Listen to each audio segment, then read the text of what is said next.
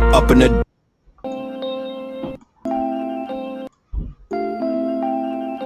Let's go. Up in the Dumbo, smoking a gumbo. Few blocks before green, yeah, up in the jungle, coking the bundles. It's history in the making. I'm popping like fish to the grease and the bacon. My bitch is Jamaican. United we stand, dividing these bands. They hide in their hands. I'm riding in vans, slide through your land. Hopping the sprinters, tore the underworld, popping the minter. Landed the turtles, I'm popping that splinter. Watching the snowfall, dropping the winter. Dodging the pitfalls, watching this bitch fall.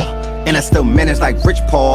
The paper was calling, I had to go switch calls. I spoke to my twin, I told my young boys I'd never be broken again. Invoking the gins, spitting the spirits, I'm soaking the gin. Your man's in the woods, we smoking on him. Fuck do you mean? We up it and squeeze, tuck it and leave, we leaving a stain. Fuck a Febreze, running the banks, causing a crashing. Feather the feds, Moorish the fashion. Horse we was smashing, kicking the door. Waving for force, it was blasting. Mother the gassing, loving the passion. Eat on your food, the brother was fasting. The weapon that formed against me was me. Perfected the storm as Bentley receipts. Washing the Benjis, we rinse and repeat. Century of self, I'm centered on me. Red as the pillar, I'm pushing the piece. Higher the level, I'm pushing the keys. They going for 19. The summer is mine, I'm going for 19. Thunder and lightning, flooded the bright lane.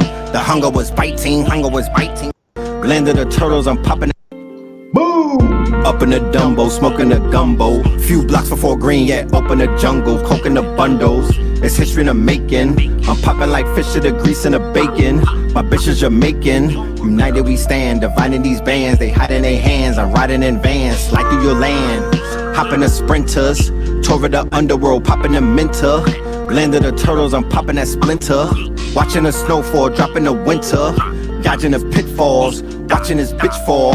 And I still managed like Rich Paul. The paper was calling, I had to go switch calls. I spoke to my twin, I told my young boys I'd never be broken again. Invoking the gins, spitting the spirits, I'm soaking the gin. Your man's in the woods, we smoking on him. Fuck do you mean? We up it and squeeze, tuck it and leave, we leaving a stain. Fuck a Febreze, running the banks, causing a crashing. Feather the feds, Moorish the fashion. Horse we was smashing, kicking the door. Waving for force, it was blasting. Mother the gassing, loving the passion. Eat on your food, the brother was fasting.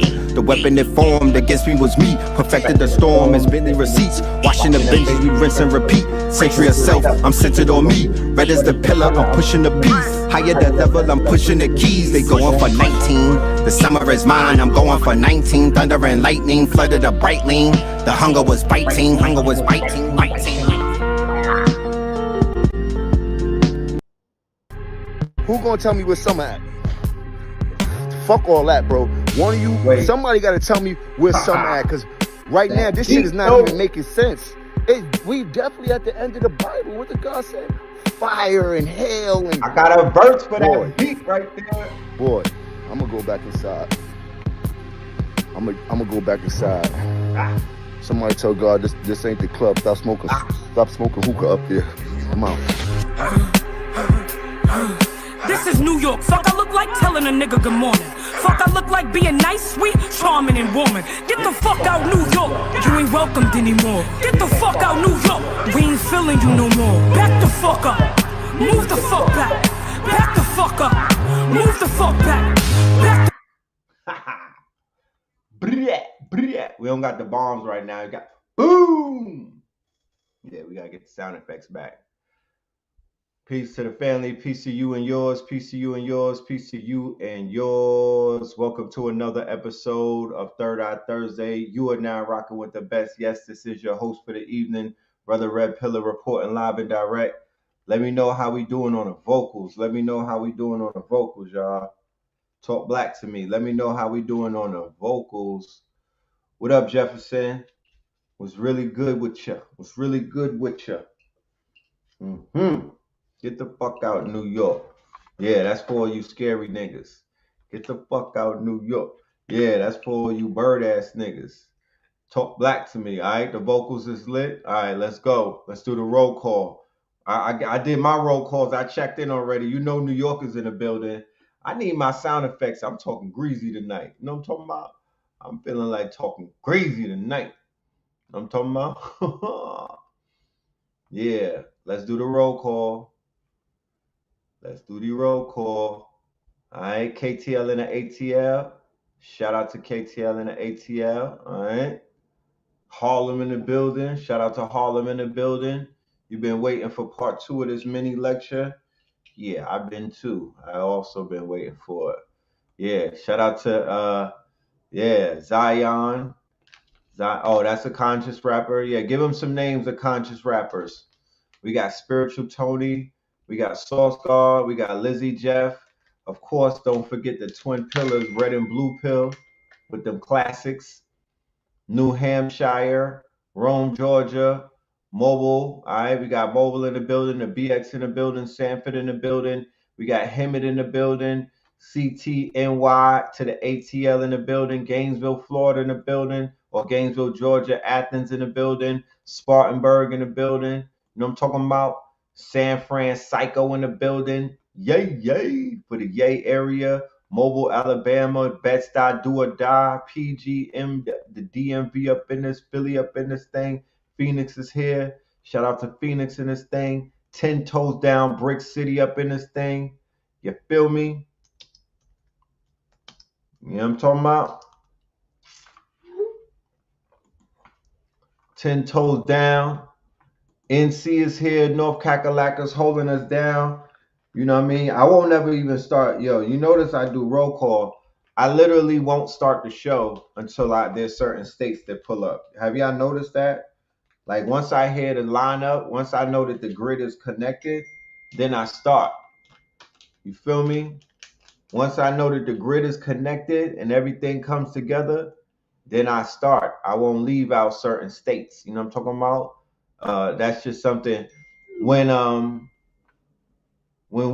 we elevate and we go into like AI or we go into virtual, I'll show you why I do the roll call. Right now, it's not easy for me to break it down because I don't have the visual component to basically break down. It's hard to explain. It's better to show you.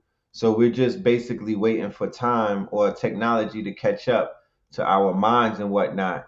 But y'all keep shouting us out. Keep doing the roll call. Keep tapping in from wherever you at.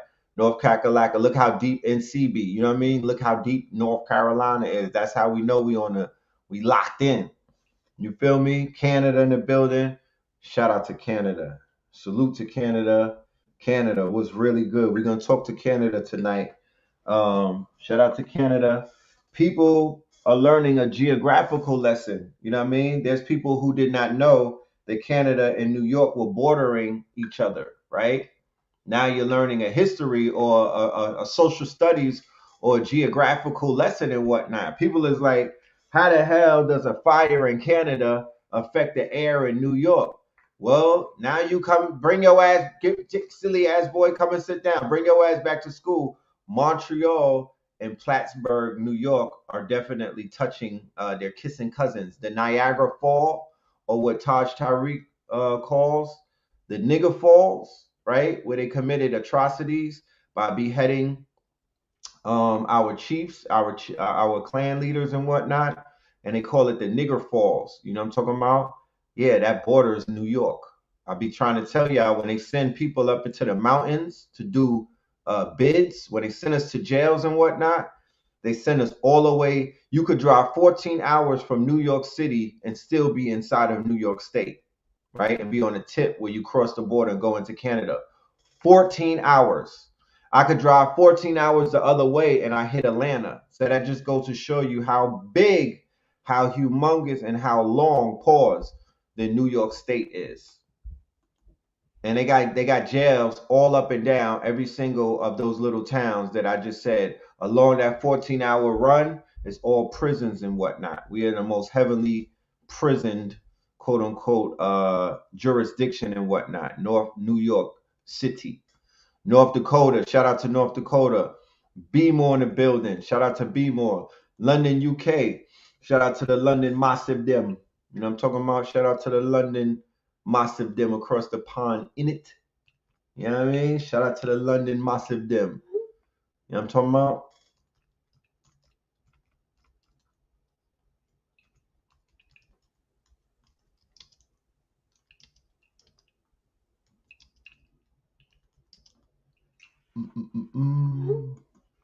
Charlotte, all right. Shout out to Charlotte, Tuscaloosa. Charlotte in the building. You know what I'm talking about? Yeah, Rough Buff is next to T-Dot. Damn, I didn't even know that. I didn't know I know that Montreal borders Plattsburgh, right? Montreal. I went into the blue light district in Montreal when I was younger. I didn't know that Rough Buff was next to T-Dot. I know that when you go to Detroit, you could see Canada as well from right across the water and whatnot. You know what I'm talking about?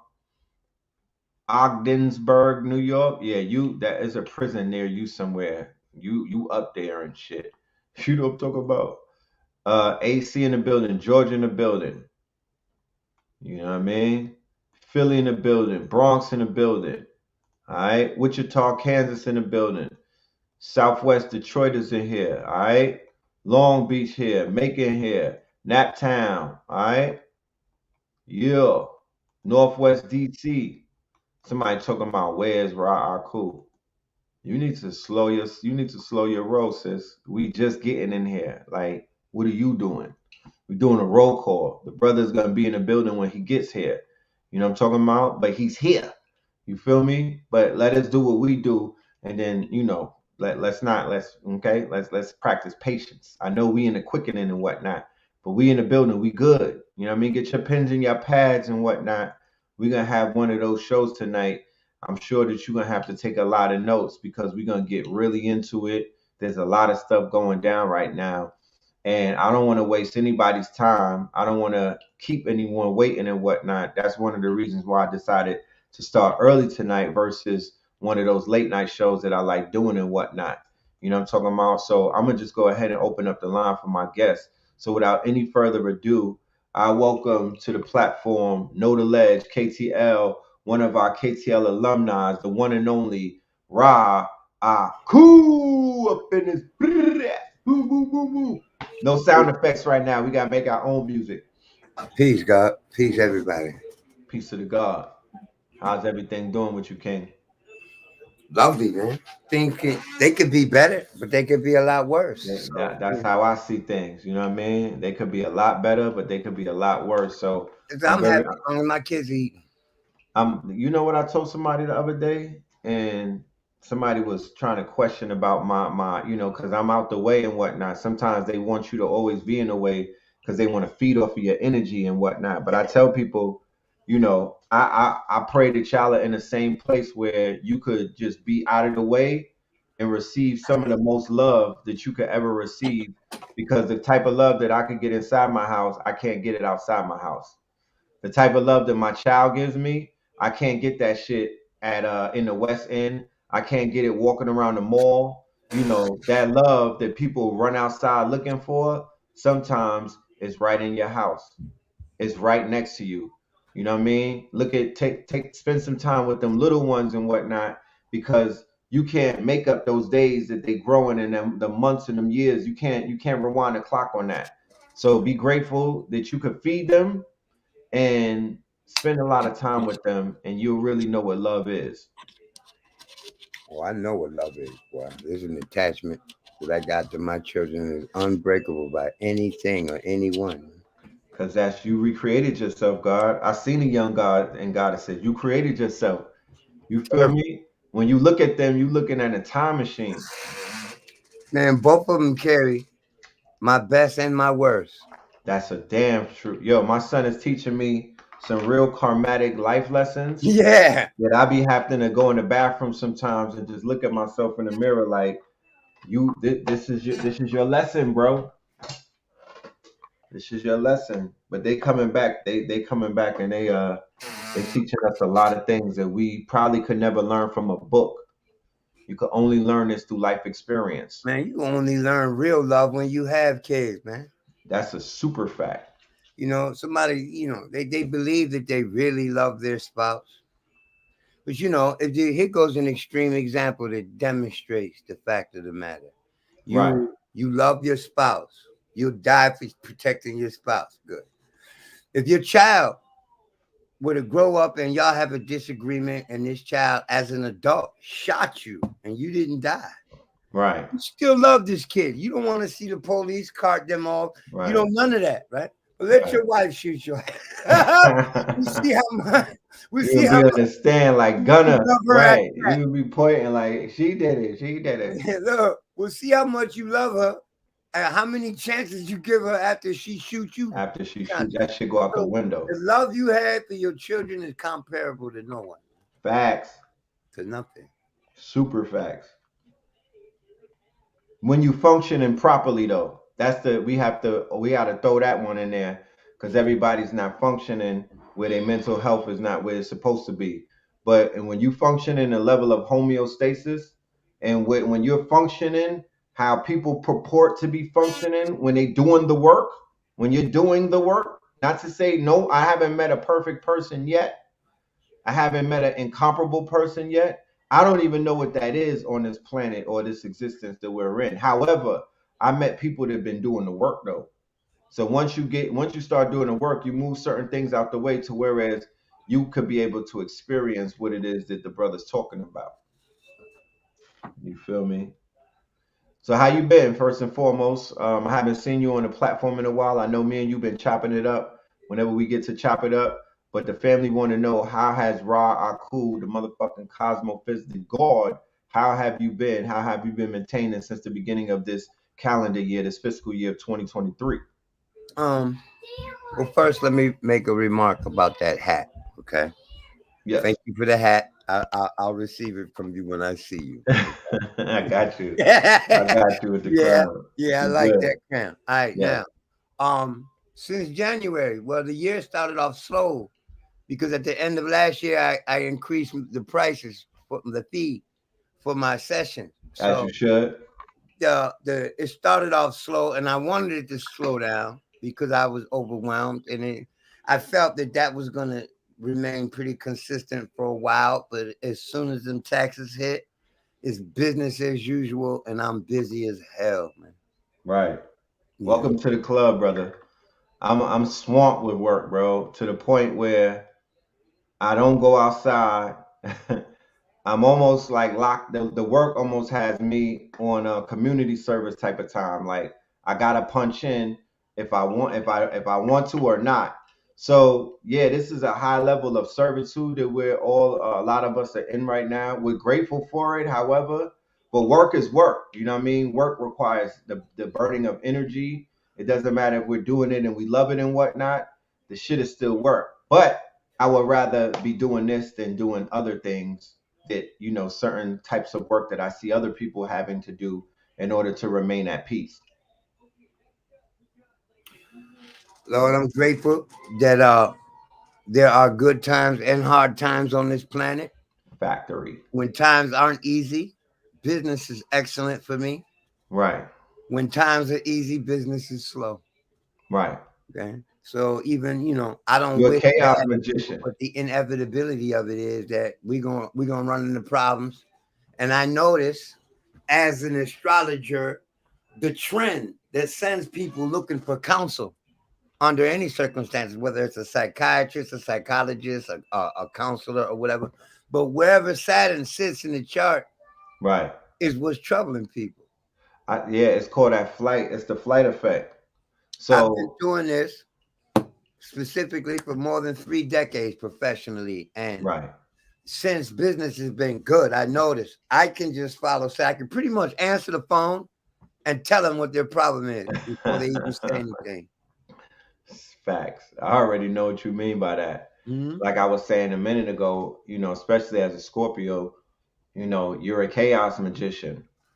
When people go into fight or flight, when they go running, you're the person that they go looking for in their flight. Cosmically that works too, running. Right. But ultimately, it's to prepare them for the fight. Right? Not too many people go into fight mode and then they come and see you. It's more people go into flight mode, then they tap in with their quote unquote shamans or whatnot. Then they tap in with their seers, and then they tap in with the people who could prepare them for the fight that they're running from. This is what the wise do. Yes. Peace to the God, trigger the God. Peace to the trigger God. Yeah. Go ahead, King. I'm here. Well, let's get to the topic of the show, God.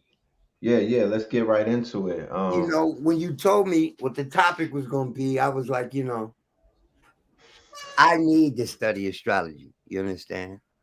I said, Red Pill, I said to my Wiz, Red doesn't even study astrology. And he's coming up with a topic that is perfect for the times as Pluto sits here at 0 degrees of Aquarius. The fact that Pluto through Capricorn showed us many people in high places falling from grace. Some most unfavorable and unsavory people, and some of them didn't deserve it, in my opinion. Right. But nonetheless, any examples that you could point out that who didn't deserve it? An example that didn't deserve it. We'll see. Well, first of all, the topic of the show is the fall, like the fall from grace, and people The in great power. fall. Yes, That's the right. great fall. Okay, so Pluto in Capricorn said exactly that from 2008 to 2023, and Pluto is going to revisit Capricorn in 2024 until December 2024 when it permanently goes into Aquarius. So we're going to see the redo. We're going to see more people falling, literally falling, because Capricorn is falling, like tripping and falling or falling down steps or being pushed down. That is some Capricorn shit. And Pluto represents the powerful. So Pluto going through Capricorn represented the fall of the powerful. And how many crooked politicians did we see come to the fore? The ones I felt didn't deserve it were Umar Johnson and Bill Cosby and Donald Trump. Okay. Explain. These are the people I felt that came to the fore. That out of all the people that came to the fore, I don't feel that Bill Cosby really deserved that. But he's reaching for power. He's reaching to exalt his station, which was the Pluto in Cap motif. Right. So, and because, you know, they blocked him with the CBS move, they didn't want to give him that power. A blockage is also given indication by Capricorn. So the mighty fall, and so do the righteous. Right. I'm not judging a person by biblical standards or Quranic standards. So when I say the righteous, I mean, as far as I can see, they're doing right for the people, by the people. So Umar Johnson was another one earlier in that motion. Now we're at the very end of it. It still isn't over. Just because Pluto is standing in Aquarius, it's going to go retrograde again. And we're going to see it. We're going to see that motif come to the fore once more. Can that same motif be applied to what we saw in 2008 with the banks collapsing? I don't think if people realize how severe that collapse was, I don't know if people put it into terms about how severe or how important that crash will be in the history of when they tell the history of how the empire fell. That was the proverbial crack in the egg, you know. That has everything to do with the power structure being reframed, being broken down and reframing, because the power only exists because of the finance behind it. That's a fact. That's a fact. You saw Warren Buffett, who can be considered a plutocrat, sell all of his bank holdings. Now, what does he know that everybody else ain't realized yet? Right. And this fall from grace is assisted by Uranus and Taurus.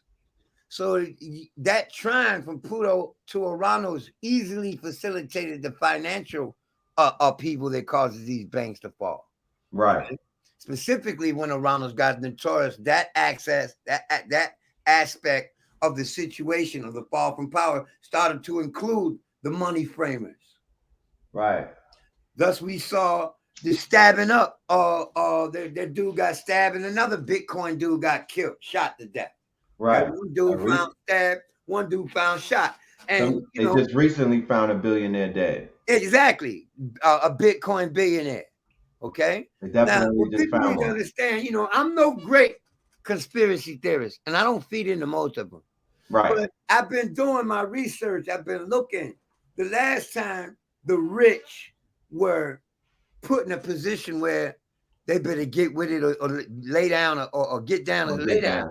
Right. Was when there was a financial shift in this country, when all of the gold was confiscated and or recalled, and the people, most of the people on board of the Titanic were rich people who weren't with the banking, with the world order changing as far as banking was concerned. So when that was at a hard aspect between Pluto and Uranus. So now when it manifests, we see not only when I say the unrighteous, but those people in position of authority, period, some of them felt they didn't deserve it. Gaddafi. Yep. Okay. And why did Gaddafi fall? He got to do whatever he wanted until he started suggesting that they change the world economy and go back to the gold standard. This is the reason why he was killed. Okay. For no other reason. He was no other threat under any other circumstances. He didn't have the military power to be a threat, but being in a country where they have a massive deposit of gold, right, and they can easily subvert the American economy because it's not based on gold, it's based on military might, right, and external and foreign investment, and so this fronting that China was doing is a part of that power play and submitting to power and recognizing your place in the hierarchy. When just recently they're talking about China, talking about we really don't want any hostility with the United States. We couldn't stand a war with y'all, basically. You see, they admitted that, but the fact that they had to admit it in the world play shows that there's some power moving going on. Right. The fact that Pluto went into Aquarius gives us a taste of the power of the people. Right. See? Also, while one wave washes away, the other one washes in. So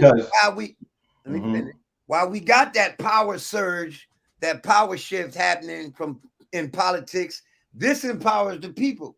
And Pluto moving into Aquarius gives us the power to make things really happen and transform. The last time Pluto ingressed Aquarius, we were in the French Revolution. The British quit slavery. We established this country. Okay. Right.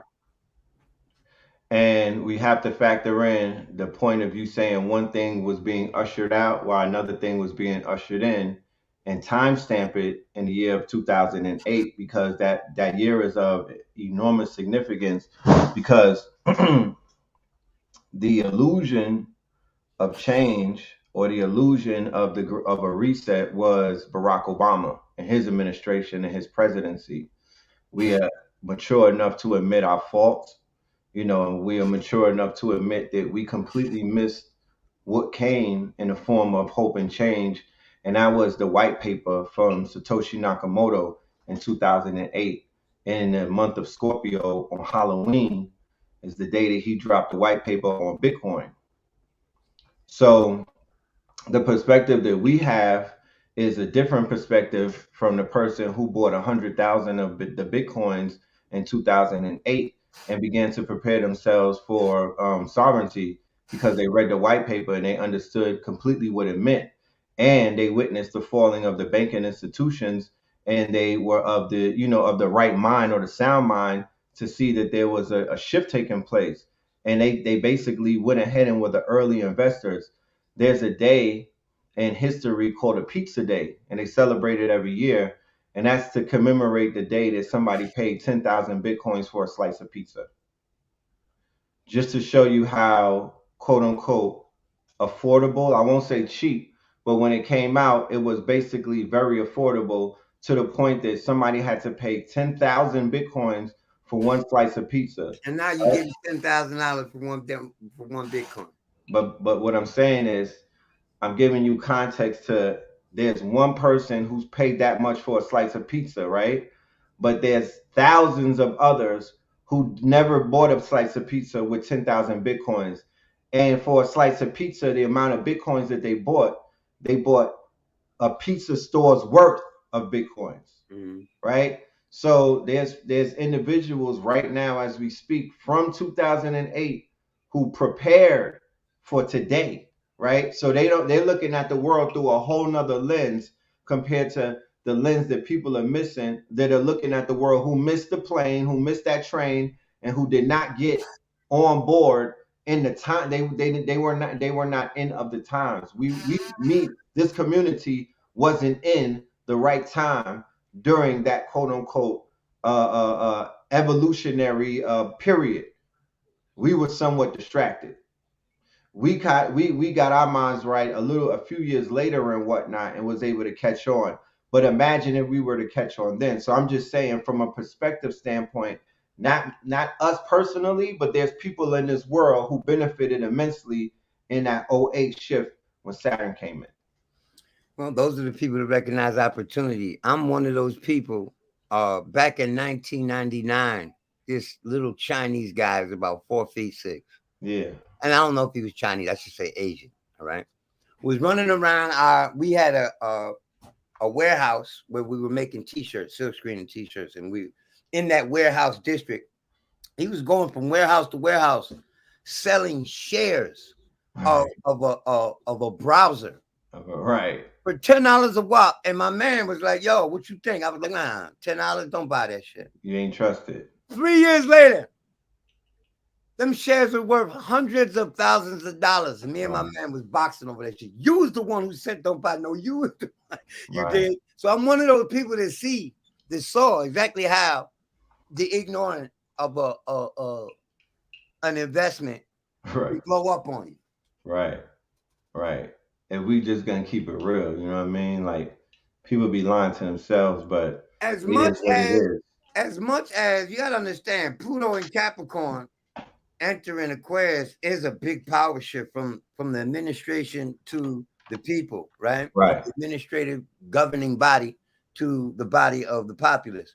And we've already seen it. People coming out in droves protesting what's going on in France. See, France is one of the first Aquarius countries that stepped up with the rebellious attitude in the streets. Okay, and they're over that because they're Aquarius. They had the yellow vest protest right before C19. By the way, they were turning up. They had them on a teeter. They had them on the edge. But go ahead. A friend of mine, one of my ex-students, called me when it first happened. We're like, what do you think is going to be? You know, what do you think is going to be? Revolution? Is going to be riots? And I was like, I don't think it's that intense. And it turned right around.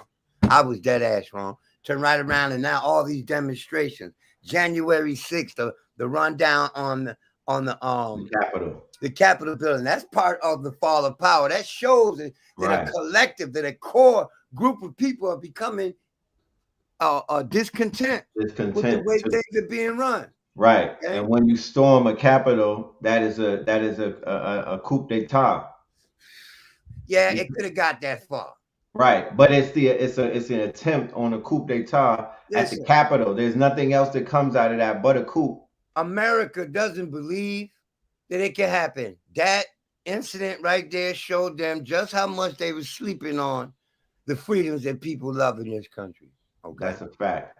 Now, they also demonstrated and tried to change the structure when Trump got elected. Remember all the hate that he got in the beginning? And then when he actually got into the job, a whole bunch of people switched over. Now, you got the powerful, or the administration, which is Capricorn, trying to pull down this Pluto crap.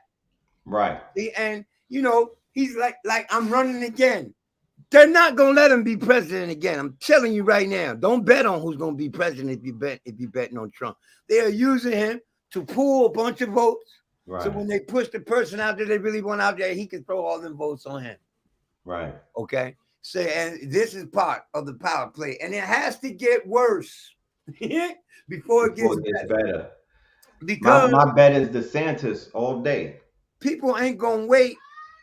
People aren't going to wait. I want to look at all their charts first before I say who is definitely going to win. Right. But, and I haven't done that yet. So I'm going to avoid that point. Right. And people don't really see how the power structure is changing. Whenever they appease the masses in any form, they up to something, man. Okay. Right. Like there's nothing we can do about this new influx of AI. Okay. But the potential dangers that they're all talking about, they don't care about that, okay? Because they see some means by which to use that to gain more control over the people. And since it is a tsunami, it's unstoppable. Right. You know, it's even ridiculous to suggest that we don't get with it. You better get with it, or it's going to grow up and blow up on us like this internet did. Everything is monetized since Uranus entered Taurus. The whole internet has been monetized. Information, you used to be able to go to Google and get to anywhere and get to any information that was anywhere. Now Google is merely a table of contents. You can't even get the images there that you used to be able to get. You got to go all the way over to Pinterest now. Yeah. You can't, you know, so that selling of the internet is what compartmentalized it, and that situation is going to get worse. And don't think that it's only been 2 millionaires that they killed. There's a whole list of individuals that they want to eliminate based on this Bitcoin thing. So we're going to see that over the next 5 years. Yeah, see quite a few of them fall. Yeah. Anything that hinders, or anyone that hinders that Fed coin project, gonna end up dead. Out of here. That's why they started the lawsuits this week against all of the platforms and whatnot.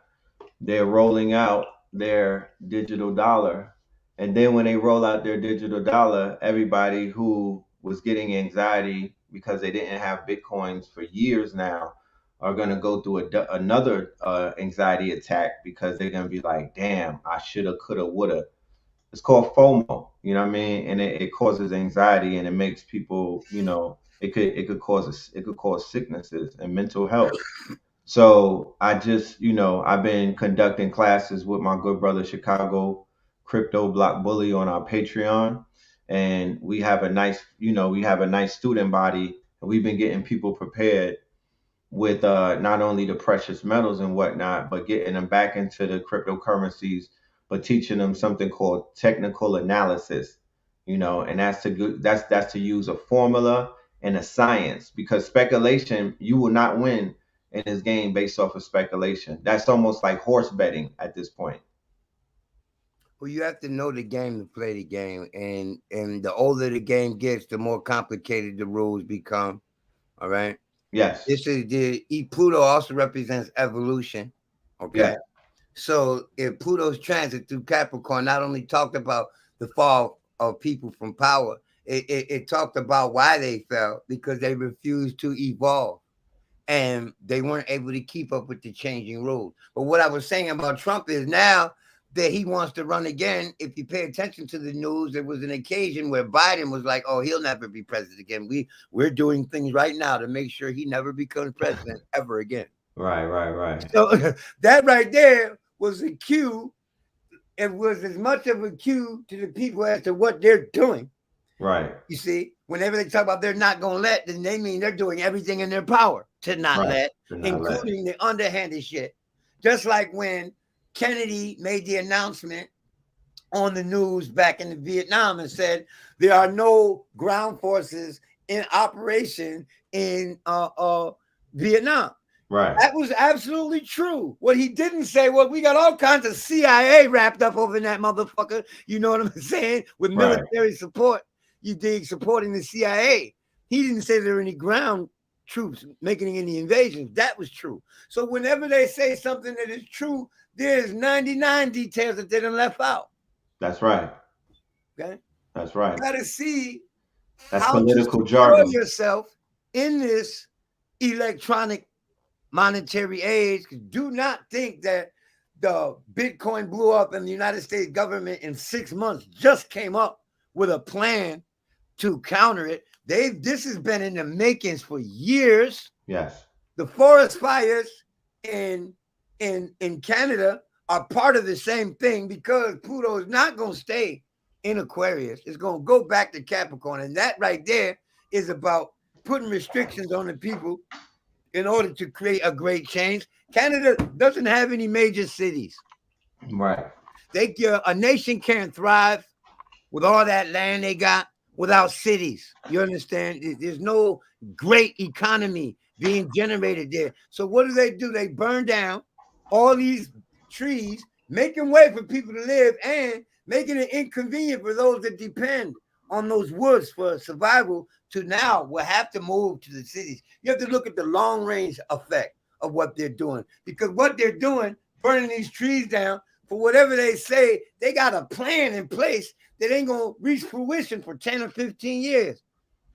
Another thing about everything all slow like that. Another thing about Canada, two things. They said Trump got indicted an hour ago, I guess by the feds.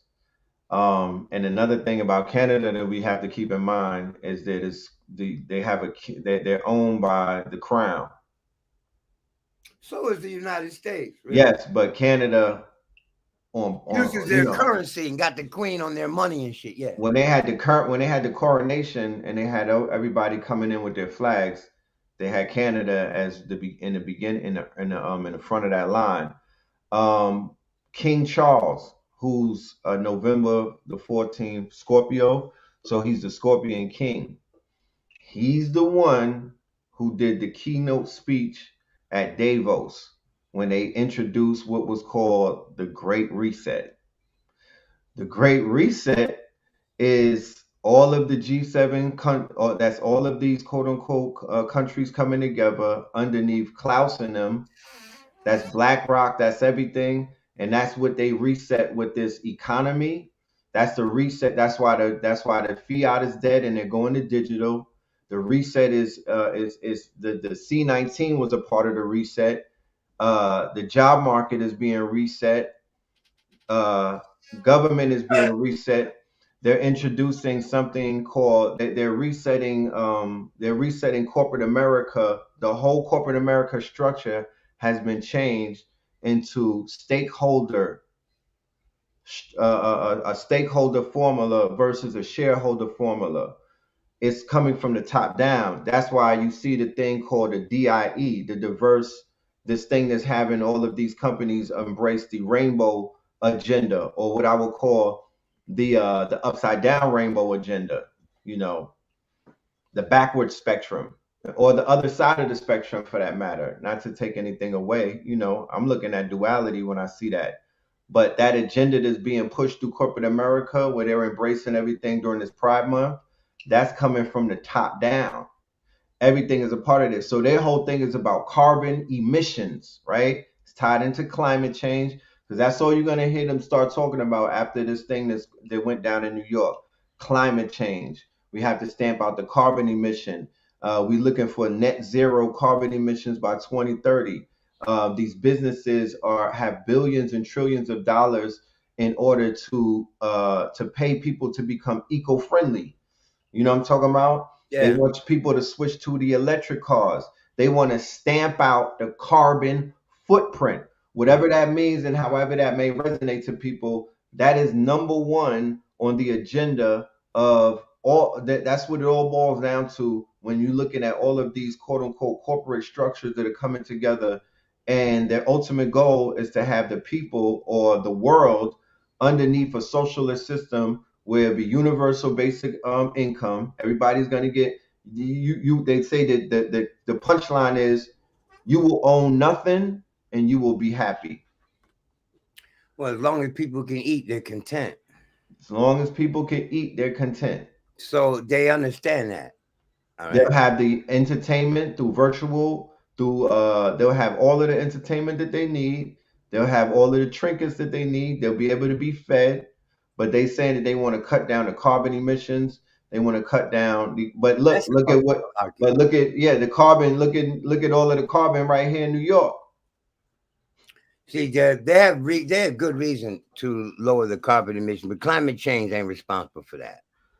See, the ozone is healing itself, first of all. For sure. That's an elaborate plan that they put together. Yes, it is, because the climate change is a part of the Earth's ecosystem. The poles are moving to an upright position, which means that the entire planet is going to warm. Right. Okay. So, but they're not going to reveal what the ancients espoused more regularly than a horoscopy. They talked about the position of the Earth and the catastrophes that accompany the pole moving closer and closer and closer to an upright position. Right. They don't want you to know about that. So they come up with this bullshit carbon emission and the aerosol is supposed to damage the ozone. Right, But the ozone, they got satellite pictures. The ozone is healing, just like the human body does. Right. That wound is closing. So, but the carbon emissions haven't lessened since this ozone crisis started. Right. And they wanted to blame that on global warming, the ozone layer. Well, global warming is going to happen with a hole in the ozone or without. Right. Because the fact that the Earth is moving to an upright position is going to make the climate warmer all over the whole planet.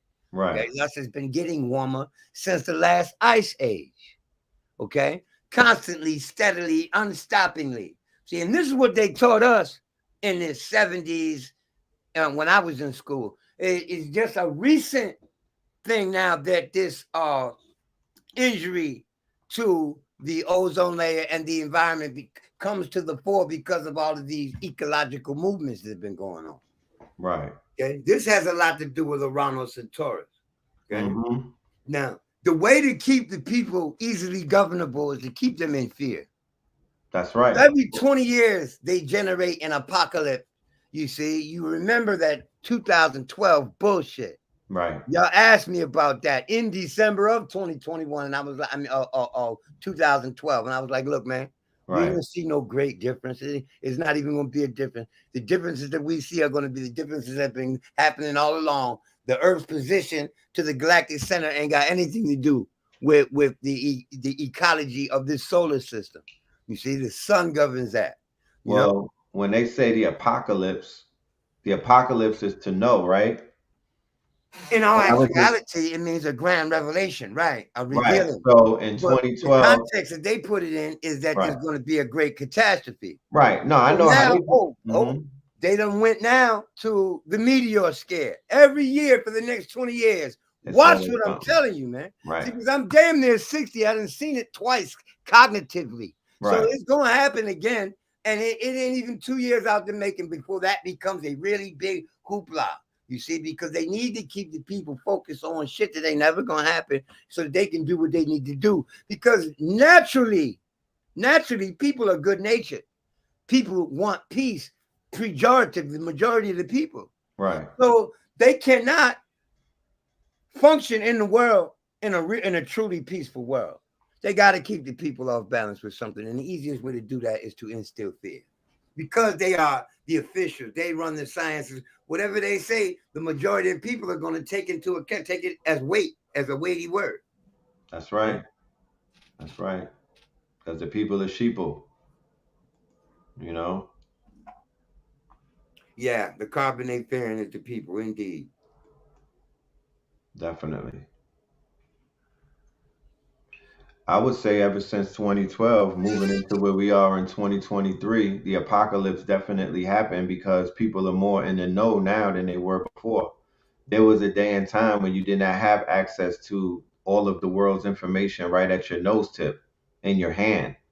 You had to actually go out and look. You had to look for it. You had to search for it. Yeah, they know where to find it. You had to know where to find it. You had to be actually, in a fraternal order. You had to be inside of a organization that you more than likely had to be orientated into. Now, a child, an oath to never betray. children are tripping over gems now. Case in point, 3-year-olds or 2-year-olds that activate iPhones and tablets, they run across information, and just based off of how they feel, they'll sit there and absorb all of it. Let me tell you something, man. I was taught how to read in school. All right. That's right. And these tablets, my kids can read now. My daughter's around here. She's not even 5 years old yet. That's right. I have not one time yet sat them down to teach them their ABCs. Right. And one day, my daughter came in here and said, P is for P goes. And I looked at her. So I called her brother in here. This nigga knew all the sounds of the consonants and the vowels. He's not even 6. I have not sat them down nor put them in an educational environment. That is the jingle. That is giving them the tablets and not allowing them to watch anything but educational shit, so they're learning. That's right, because and somebody called for it the other day, and I'm in total agreement with it. And inshallah, we'll be able to produce a prototype of it. But these tablets have the opportunity to come loaded, right? Have a tablet that's already loaded with the programs and the lessons and the gamification of the information, right? Because I promise you, it was a jingle that your 3-year-old heard repetitively, like how nursery rhymes, like how the music on the radio is so, it's repetitive and it's nursery rhyme, it's jingly, it's syrupy, it's sticky. Yeah. You Because know what she I mean? was singing the ABC. Because they Coco Melon, son, my son is 3, right? He just turned 3, but at 1, he knows the whole roster of Netflix kids. He knows the whole roster of YouTube kids. He knows the roster of songs that he wants to listen to. My son puts us on the Afro beats, right? He'll turn it on and he'll do a workout session with me and his mother every morning on a Bluetooth speaker, and he's the DJ. I didn't never play no Afro beats in my house. Yeah. And he picking the ones that's lit too. He's not picking nothing that's Let me corny. tell you something, man. When I first got with my ways, okay, my stepson's 3 years old. Yeah. I wake up one day, he's right there playing with my phone. Right. He's on YouTube on my phone. He Right. couldn't read at the time. So how? My phone was off when I went to sleep. I turned it off. Right. So how did he know to turn it on? No, I didn't have a screen protector on it, so it was on when he turned it on. Right. How did he know at the age of 3 how to find his cartoons on YouTube? Right, because the logo.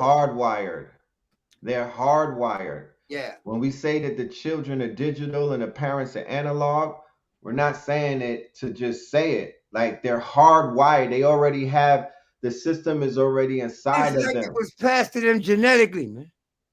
Mm-hmm. Okay. The technology is here for them. They brought it with them. If you can fathom that. If you can fathom that they brought the technology or the upgrade or all of the tools that they need, they like, nah, this is for me, fam. Thank you. Appreciate you putting it on layaway, but this is really for us. It is no joke how addicting these devices are. Because I don't have to whoop my kids. Right. Okay. I don't have to yell at them, even though I do. I don't have to. All I have to say one time is do this or give me them tablets and whatever I want done. Okay. Rebuild this house. They will all of a sudden figure it the fuck out. Right. Okay? Right. They plugged in to the matrix. So you got to threaten to unplug them and they'll go crazy. Let me tell you how deep the impact is to add to your example. Okay. Right. At the age of 4, my son is holding my daughter down on the bed saying, now, I don't teach Christianity. I don't even talk that shit in my house. Okay. And pardon my language. And my son is holding my daughter down the bed saying, do you believe in Jesus? Right. So I had to ask him because I never had a theological discussion with him ever. Where did you get that information? He was like, I don't know. I said, you asked her, did she love Jesus or does she love God? And then he switched it. Does she love God? I said, do you think Jesus is God? He said, yes. Right. I said, well, where is God? He says, up there. Up there where? In the sky. I said, man, you need to go look in the mirror. Okay. Every time you look somebody in their face, there goes God right there. Okay. Right. Anywhere you look, that's where God is, up or down. Right. So now he's running around here talking about God is everywhere and Jesus is in us. See, that is something he's been watching on his computer because we don't have TVs in here. Everybody has a tablet or a laptop.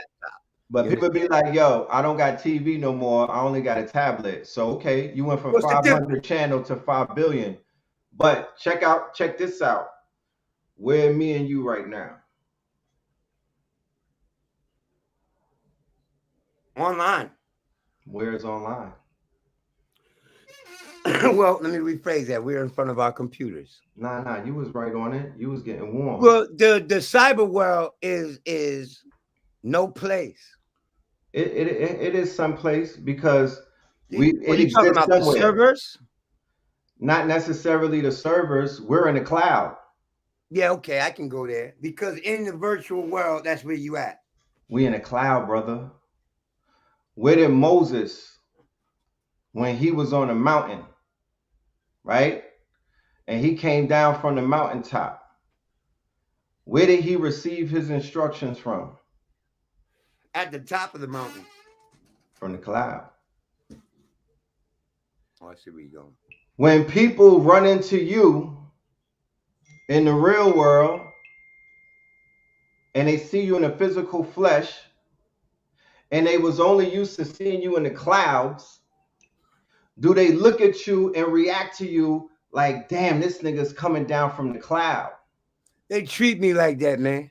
When you got on the either. first time, I know, but the first time you did a lecture, when you not when you was in Walmart, not when you was walking in Wadadas to get something to eat and people is all in your personal space. No, when you showed up on a stage, because you talked about the first time you did a lecture and whatnot, and we came and showed you love. In the physical, because you was already a legend in the cloud from Blog Talk Radio, Know the Ledge radio days. You feel me? But the people didn't get to see you come down from the cloud. But when they see you in the physical on that stage, everything that you say in the flesh, it hits harder. People is like, oh my goodness, I got to experience Ahku in the flesh. He's coming down from the cloud. So you got to remember, this thing that we're doing, where we're in the cloud, where we're in the Tesseract and whatnot, where we're going live from wherever we are, wherever we domicile on the grid and whatnot. But people is checking in. I'm doing roll call. They in T-Dot, they in Canada, they in Uganda, they are in St. Croix, they in Virginia, they in Georgia. So everybody is watching us simultaneously right now, right? I like that cloud analogy. Okay. This is a new phenomenon. Because in all actuality, you remember the book Dune? Yeah. You remember that they talked about the Orange Bible in that book Dune? Yeah.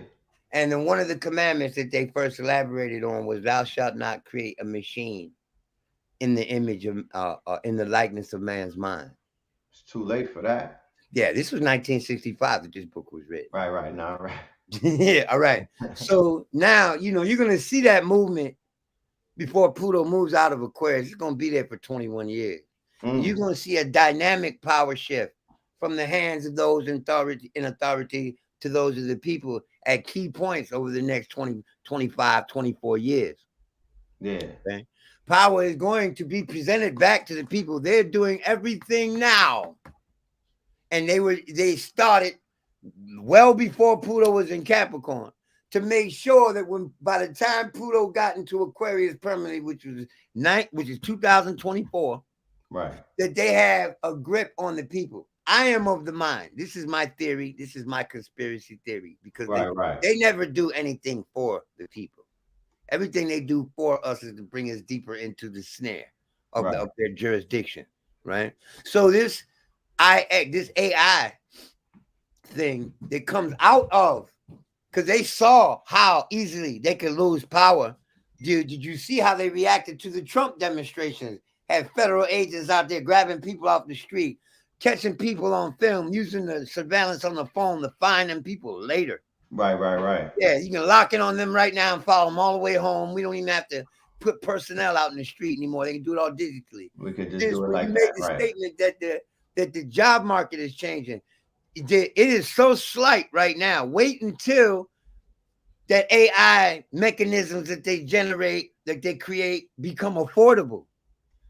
The the labor force then is going to increase mechanically and decrease organically dramatically. Definitely. People aren't even getting ready for that. You need to be getting ready for that shit right now. Right. Food shortages, they plan on that. You think Bill Gates was buying all that farmland for no reason? Right. They know they plotting a food shortage or economic crash of some sort, man. In order to initiate the new financial order, they're going to have to bring this one to a crash. Now, how you going to get all these millionaires that got all this currency molded in their basement to give up on that 10 million they got buried down there? Right. To turn their back on that. You see, the paper money ain't going nowhere really, but they gonna change the form of paper money into plastic. So if you don't have the coin, you'll be working with a card, or you'll be working with actual plastic money that is trackable. You see, and to maintain economic control is what gives them the power to do whatever they want. Oh, for sure. So this money switch, we seen Canada do it already, switch to plastic currency. Okay. Right. So the cards ain't that far away to where everybody's money is on a card. At that point, they're in total control of the spending force. Who gets to spend and who don't. People don't use paper money the way that they did a few years ago. It already started. It really peaked. See, I think that COVID crisis was a grand experiment. The Great Reset is what they call it. To see what they could pull off, or well, they already knew what they could pull off. They've been pulling it off every 20 years since this country has been established. And it was cited, Thomas Jefferson said that every 20 years, there's going to be a great upheaval. Okay? What he was talking about was the astrological conjunction of Jupiter and Saturn. Right. Okay? Any planet conjuncting Saturn has great effect on the authority structure, or it gives great indications for the transformation of power. All right. So when Pluto was in Capricorn, the planet that rules Capricorn, Saturn, came through there. And that was the trigger. You see, the whole time it had been a fuse that was burning. When Pluto conjuncted Saturn in Capricorn in early 2021, okay, that right there was the beginning where it started to become very obvious. People started selling their stocks. People just like the crash 84 years ago. You see, the stock market crash. Right after that, they came out with Social Security. Okay, so when we see this great money switch, we're gonna see them do something to appease the people, like they did with the Social Security Act. Right. We're gonna see that again. Put together a little slide thing, man. I want to run through some of these stories that we've been covering and whatnot. Give some visual, components to what we building on. You good with that? Yeah, I'm good with that. All right, no doubt. So, they've recently begun to, open up and have these conversations about, they're inching towards they're inching closer towards the reality that we are not alone. I guess the way that humanity is so desensitized, you could drop article after article until they see a physical alien on an iPhone, then nobody is gonna move an inch. That's how I just think that's how numb the people are at this point. I'm one of those, man. You know it. Right. We've been prepared to, and we've been so prepared to look for the fake shit and the rules that we like, man, y'all saying something that we already been known. We not surprised. We surprised, you surprised, but we know that this has something to do with the fact that we are in those revelation times. Like I say, we in the age of the last man.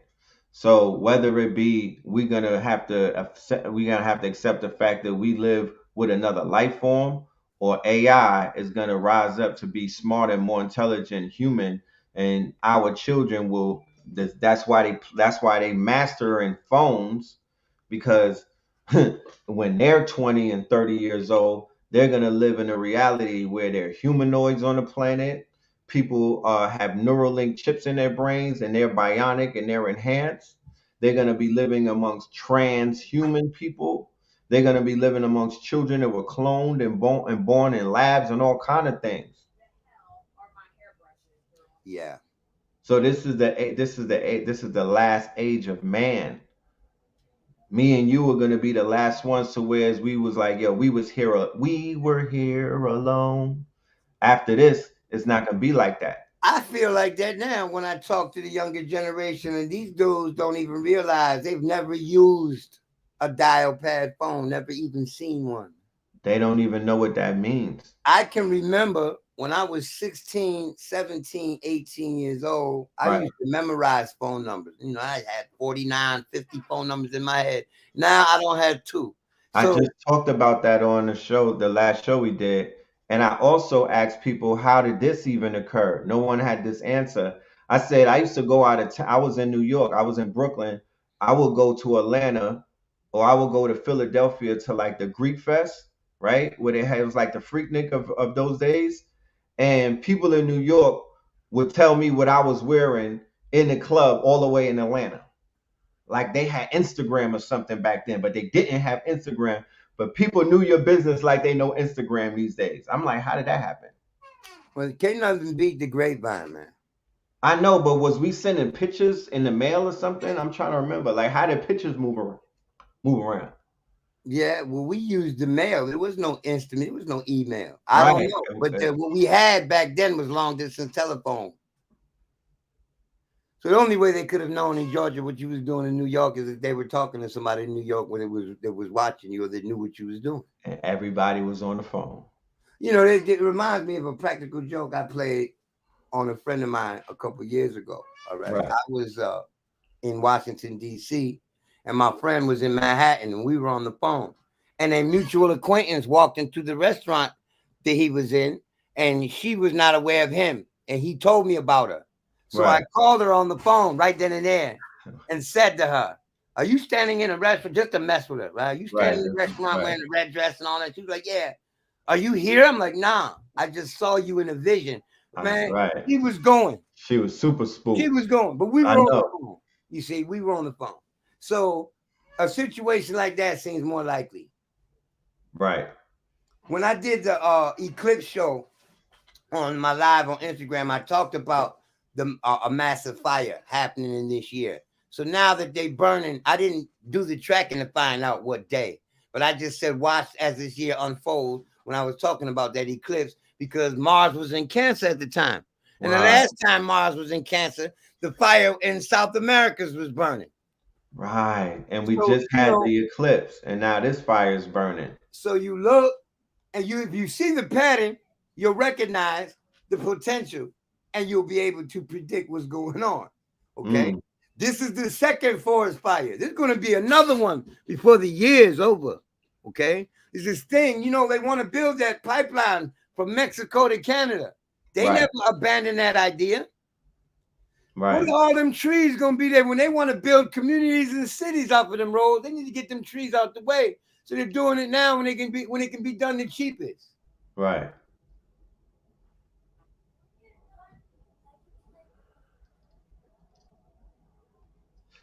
What do you say is going on cosmically that's causing a lot of heinous crimes to take place at the hands of women, yo? There's been an uptick in like decapitations, stabbings, infanticide that I'm seeing happen. This is all the result of Pluto in Capricorn in opposition to the sign of Cancer that speaks to the feminine gender on this planet. Can you talk about that? Yeah, I can talk about it, man. Yeah, what's going on? In astrology, planets are indicators. They give us indications.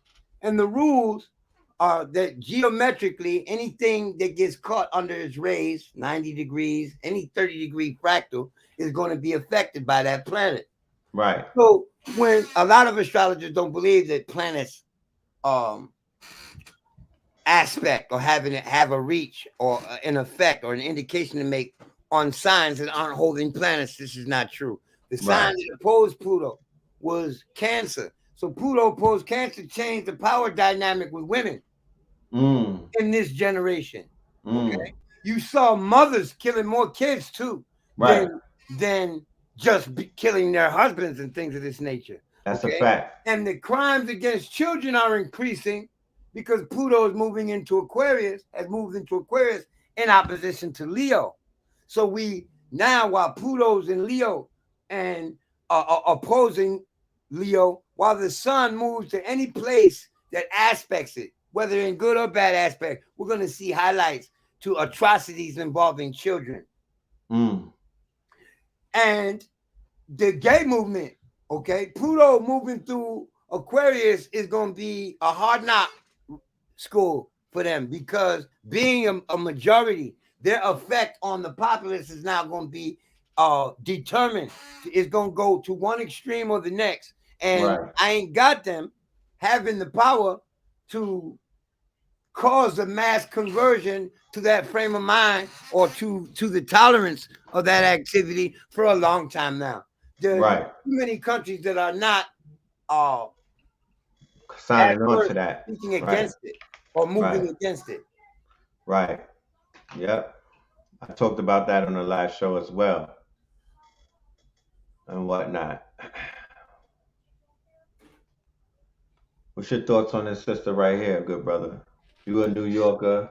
I just became familiar with her today. You listen to that shit, you know what I mean? What's your thoughts on the young Och? You just became familiar with her? Yeah, I just became familiar today, and I was busy getting ready for this show, so I didn't pay attention to what my wife was trying to show me. Right. I'll fill you in on her. Right. I'll fill you in on her. Right. She represents the energy to me. She ain't the only one, but it was when I saw her, then it started to really that crystallized everything for me. You know, I'm from the Bronx, you know what I mean? So I know what kind of energy is in New York right now. I can't speak for what was there before, but I know that, you know, Sekhmet, that energy is very strong in the Bronx, and it's also it has gotten to the whole boroughs, all the boroughs. It don't matter how much of a soft life shorty is living, you know, a survival technique is to turn that Sekhmet on. You know, Sekhmet is her symbolism, her archetype, is on par to the astrological archetype of Mars, right? Which represents aggression, right? Which also represents the healing power within your body. You know, this is why we catch a fever whenever we get infected with something. Okay. Right. And that is also attributed to Sekhmet energy, because the Sekhmet represents the heat of the sun too. Right, That isn't mentioned there. The heat of the sun, not the sun itself. Okay? Right. So it's talking about the motivational power, and and you know, that has no gender. Right. Male or female, you can be aggressive. You can tap into that human energy. Right. Right, definitely.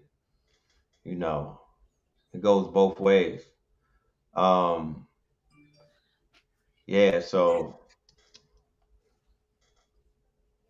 you've been in a Metropolitan Museum, the same place that they be having the Met Gala, right there where Cleopatra Needle is in the backyard of it.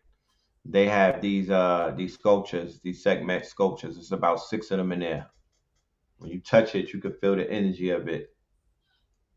Sekhmet the bloodthirsty. She's a blood, right? Shorty is a blood that I'm talking about. Scarlet. You know what I mean? She represents the street nations. Sekhmet the blood. Check into her. Yeah, Sekhmet the bloodthirsty could be both a loving mother and a ruthless foe. Read on and learn more about one of the most complex and interesting Egyptian goddesses. You know, the most vicious of the species in any species is always going to be the feminine one, man. That's right. That mother instinct, all right, is predominant. When we look at the sign of Cancer, which represents mothers and women, the divine feminine, Mars's sign is the highest planet in that chart, in Cancer chart. Right. Sekhmet was known to enjoy the taste of blood. Every year on the Feast of Hathor and Sekhmet, Egyptians commemorated the saving of mankind by drinking copious amounts of beer stained with pomegranate juice. The surviving records of such feasts talked about how they did so to worship the mistress and lady of the tomb, the gracious one, destroyer of rebellion, powerful with enchantments. During the celebrations, a statue of Sekhmet was dressed in red facing west, while one of Bastet was dressed in green facing east. Bastet was considered to be Sekhmet's counterpart or twin, and during the festival, they embodied duality, which was an important concept in Egyptian mythology. Sekhmet represented Upper Egypt, while Bastet stood for Lower Egypt. Bastet was the tame, good goddess, while Sekhmet was the bloodthirsty, the chaotic, and the dangerous deity of war and love, right? So people don't like to accept the fact that these deities or these concepts or these energies manifest in actual quote unquote physical stars or people who are in the limelight or the spotlight or just people who may be in your life in your in your personal existence. It's not one person, you know what I mean? It's an energy, it's an archetype. Mm-hmm. So the war goddess. So when I'm seeing the shorties in New York, because people are having they're like, oh, that girls from New York are too aggressive, and girls from New York are, it's pushing, it's giving masculine and all of that. Now they want to be worried. How people are selective with their, you know what I mean? Because dudes wearing heels wasn't a problem. Shorties looking like Little Wayne, you know what I mean? They wasn't a problem. But now this dark skinned sister who's wild, she's aggressive in her Delivery. in her delivery. But like the figure, like this archetype that I'm reading about Sekhmet, she knows when to turn it off. Have you seen Remy Ma lately by any chance? She was Not at the at Summer all. Jam. Yeah. I ain't heard from her in a while. I really haven't been paying attention to the music scene. Yeah. Well, the sister's married and she's a mother now, and she looks beautiful. She blossomed as a matter of fact from a previous state that she was in when she was tapped into her segment, when she was tapped into her quote unquote masculine and whatnot. A good brother came along and he was able to tame that goddess, tame that war goddess, tame that quote unquote lioness, and then they became a family. And now she's blossomed, right? Meaning that she may have received healing. So even when I see certain shorties such as this sister come out and whatnot, and I know she told her story to the world, and her story is dealing with trauma, is dealing with abuse, is dealing with quote unquote abandonment. That's why I identified her as the thug life. The hate you gave little infants fucks everyone. It's not just her. It's some of these little drill rappers. It's a few of these young killers that are running around, anti social, anti generation. You know what I mean? A lot of that shit deals with issues that they had in their childhood, and they didn't give birth to themselves. You know, Yeah, so it's teen rebellion the same way that I'm sure that me and you could do a 3 hour show on our teen rebellion and the archetypes that we were drawn to. and all that goes into his formation, man.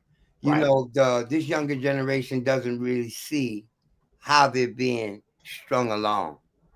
A Sekhmet example is a necessary component, man. Okay, because we emulate our celebrities, We do. and as long as she is gonna pump something positive or something motivational into our youth, I'm all for whatever she's doing. Right. And the good part about it that I was sharing is that she's underneath the wing of Swiss Beats, right? They booking her. She got the locks behind her who brought her out on Summer Jam. So when I see OGs from the town of that caliber, not to say that they're the most upright, righteous men's, no, these are businessmen who hopefully they're gonna help her with the game and not let her get on wax and just basically, share all of her pain and not her pride, not her joy, and not help her with her healing process. Because the sister need a hug. She represents You feel that that's the root of her image. there's a bunch of girls in the Bronx that need the same hug that she needs. There's a bunch of shorties in Chicago. Every city that I have visited, I went to Detroit, I went to Chicago, I went to Baltimore, and I went to Philly, and I went to Boston. And I was looking in the crowd. This was during the highest level tour. A lot of women need hugs, bro. Not to say that, but a lot, I see Sekhmet energy, I see Kali energy. People been hurt out here. And The thing is, our Mhm. people don't know how to deal with their traumas. Right, because that's not something that everybody is taught just through the entertainment, in the places where they're learning things, Man, that lesson is not being given to them, huh? It is taught that it's a weakness, right, to reach out for help with your trauma. You know, you're supposed to, according to the code, grin and bear it and deal with it the best you can without making it an issue for other people. Yeah, because consequently, the only solution to dealing with such traumas is the release. You need to get it out. And our people collectively frown on such behavioralism. That's right. An individual saying, yo, I got to go see my psychiatrist. Now everybody's sneering at you. You the joke now. Okay. You ain't mentally intact. You weak, like no one else has ever experienced any trauma. This is what it is. The machismo. Okay. Right. And how it melts down. The machismo is a negative, has a negative influence. We see on the regard that we have for each other and for our women. Right. On a collective basis, we are doing piss poorly right now with that regard. So I don't want to dress it up, you know. Nah, for sure. We need to treat our women better. We need to acknowledge our own traumas and find ways to deal with them, because, you know, hurt people hurt people. Hurt people, right. Right. You know.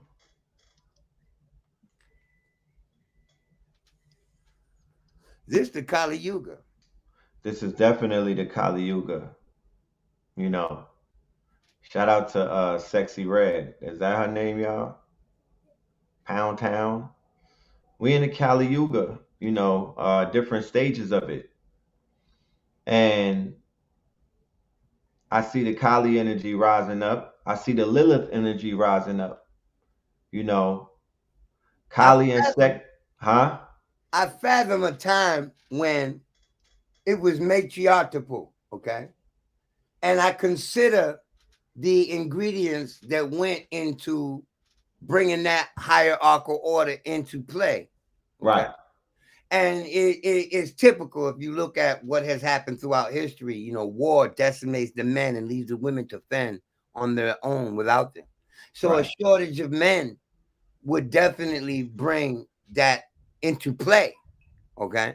Right. So, and even when you go, there are cultures that survive right now that still have remnants of the matriarchy. And like in Papua New Guinea, where these dudes, they wear a reed on their privates, right? They have a tradition that there was a time when men did not know their fathers, and they thought that the women were the sole creators because all they saw were women giving birth to men. All right. So the politically and societally, all of this negative downplay that they've been doing to men, period. Okay. But specifically to the black man, but they've been doing it to masculinity, period. The attack on masculinity brings out the trend that women have to take the reins. Right. And this is the reason why we have an emergence of women. And not to mention the fact that this age of Aquarius, which started in 1453 and won't be over for another 2,000 years or so. All right. 2,160 years from 1453. I believe that's 3167 or something like that. But anyway, it's in the 3,000s. Okay. So during this age, we're going to see that sway pivot back, because we're at the peak of patriarchy now. So it can go nowhere but down. So over the next 6,000 years or so, we're going to see that change become more drastic. Unfortunately, you and I, and the watching and the viewers watching aren't going to see a full matriarchy bloom in this generation. Not if we use the pattern of patriarchy, egalitarianism, matriarchy, egalitarianism, patriarchy as a means to determine when the next shift may happen. Looking backwards, it happens like every 3,000, 4,000 years. Right. Interesting. Well, the point was that as masculinity is being attacked and becomes apparently vulnerable, so women are going to step up. And this isn't new to us. Our mothers have always been there when our fathers were not. That's facts. Okay. And collectively, there's a lot of deadbeat dads out there. So the women are going to be urged to come to the fore, and she is just a manifestation of that trend. Sekhmet with the energy. What's her name? Scarlett. Yeah. She's just a manifestation of that trend. Right. I would say that just the you know, there's a lot of women rapping more now than ever before. She represents one facet of that diamond, right? There's an influx of women on the radio right now, a whole lineup. They're in the forefront. And yeah, the culture is definitely being, you know, it's changing. Yeah. Huh? It's transforming. That's right. Yeah. That's the best way to say it. 20 years ago, half of the bold statements that people are making on behalf of their ideology 20 years ago, they would have never came out and did it. Okay. So you know times are changing. Well, I was saying this I was having this conversation the other day about how the changing of the times coincide with the changing of the technology, or rather the introduction, or rather the upgrade in technology. I went all the way back to the DVD days and the availability of information, because information that was coming from the DVD era was way more concentrated. It was like more purer. It was like a 0.9, a 9 point something. See, well, when that first started, it was actually about bringing information to the people. That's what I'm talking about. That time. Exactly. That's the time that I'm referring to. Right. It was actually about getting real information and bringing real information to the people. Now it's who is the best entertainer. Right. It didn't have those components to it because it didn't have a level of ego attached to it. No, man, it was born out of the desire to see people enlightened, not the desire to boost my likes. To be in the light, right? To be in the light and boost your likes. No, that's what I'm saying. So that's what it has become. I understand. I imagine, in my generation, God, there was no watching police stomp a nigga out in the street. There was none of that, man. The police knew that there was going to be a retaliation as soon as they started that shit. As soon as they started, they were out there before they jumped on somebody and started kicking their ass, man. Right. Now they have no regard because they know that it's going to be a bunch of phones pointed at that situation. Ain't nobody jumping in there. And to keep it 1,000 with you, my brother, his content was the first one. His content was put out there when they was basically trying to put that illegal chokehold on them, and Sinetta and them just stood there and taped it. And they literally almost killed Blue Pill on 2/5. The Popo. It took like 10 of them to pick them up. So I know what that feel like. You know what I mean? I don't know if I could get with the trend, man. I'm not pulling out my phone. I'm gonna be trying to discourage them to stop by any means necessary. Man. That's right. I'd rather be on camera running down on something and knocking them down than be the I nigga don't even want to be on camera at all. But no, I'm saying I don't want to be on it either. But if I had to, I would rather be that person on the camera doing that than the nigga that's holding the phone, watching somebody take their last breath, and I'm doing fucking moist ad libs. Oh man, that's fucked how up. They doing him. Oh, he can't even. How they doing him? Right, all of that crazy, shit. Man. And the desire to receive exposure for being there at this murder is greater than the desire to save that man's life. I'm going to go viral. Fuck him. Right. That's the mentality. If niggas want to keep it up, that's the mentality. Is fuck that. I need this nigga to die. Yeah. I'm finna go viral. That's right. So this is what comes with the fall of morality that the Kali Yuga is talking about. Mm-hmm. Okay. But if you know anything about Kali and the Kali Yuga, these things are necessary, man. It is necessary that we go through the worst in order to find the proper motivation to improve our station in all actuality. Okay. And when I said earlier it's going to get worse before it gets better, because the people aren't going to do anything until it's absolutely unbearable. They're not programmed. And by then it's too late. Right. It's too late. By then it's too late. You saw what they did in Nazi Germany. Right. Okay. It didn't even take them 5 years to bring them people from a point of respect to a point of degradation. Right. To where they could do what they wanted to those people. The plan over here in this country is much slower, but it is a replication of what went on between World War I and World War II in Germany. Right. With the inflation and everything. And yeah, and at this point, Pluto is in opposition to where it was then. So the game of governing hasn't changed. The planets don't change the game. They come up with elaborate plots and conspiracies and programs to defy or to get around what those planetary energies represent. They can't stop these trends from descending on us, because actually what it is a great download. You know, people think that thought is the cause of it all. You are downloading the Most High's plan with every thought you got. Exactly.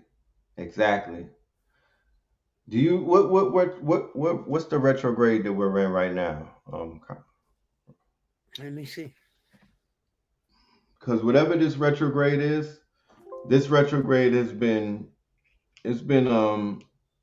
exposing a lot, and it's been causing a lot of arguments. People have been on edge a lot. I've been seeing a lot of fires breaking out. There are no planet. Oh, Pluto is retro right now. Pluto is retro, brother. Yeah, Pluto's retrograde. Pluto is the planet of death and regeneration and the how do you say, supplanting. Yes. The supplanting of those in power, the supplanting of those of influence. So you're going to see a lot of that supplanting. You're going to see some more coups, right? The United States is going to be going to war within the next 8 years or so. Oh, for sure. And, you know, a foreigner said to me, y'all are at war every day. And I told him, I said, yeah, if you think that's war, then you should pay more attention to what they actually call war. The military stratagems going on all over the world at all times, but that's not war. War is a declaration where the whole country is involved. It's not like you got a battalion of men out there doing some operations. Reaches the news. Right. This is all out murder, chaos, and mayhem. So what I'm talking about war like World War I, like Vietnam, like not these engagements that they had over the last 30 or 40 years. I'm talking about real full-out war, full-scale war. We're going to see that while Uranus is in Gemini, y'all. That's not even 7 years away. And every time Uranus enters what we call a mutable sign in astrology, that is the sign of Gemini, Sagittarius, Pisces, or Virgo. We are at war as a country, so to speak, whether you identify with this government or not, right? You're still an American. So we are at war, right? Okay. So, and war is used in this country to repair economic decay. So you think this grand money shift isn't going to facilitate a war to really boot it in? It is. It's going to need a war to really boot it in, to give the government the standing to come out and say, we're going to make these changes. Well, the fact that we're at war is going to make it seem feasible. Right. Which really, the changes they make are being put into place for long after the war is over. Okay? People don't really see what's going on.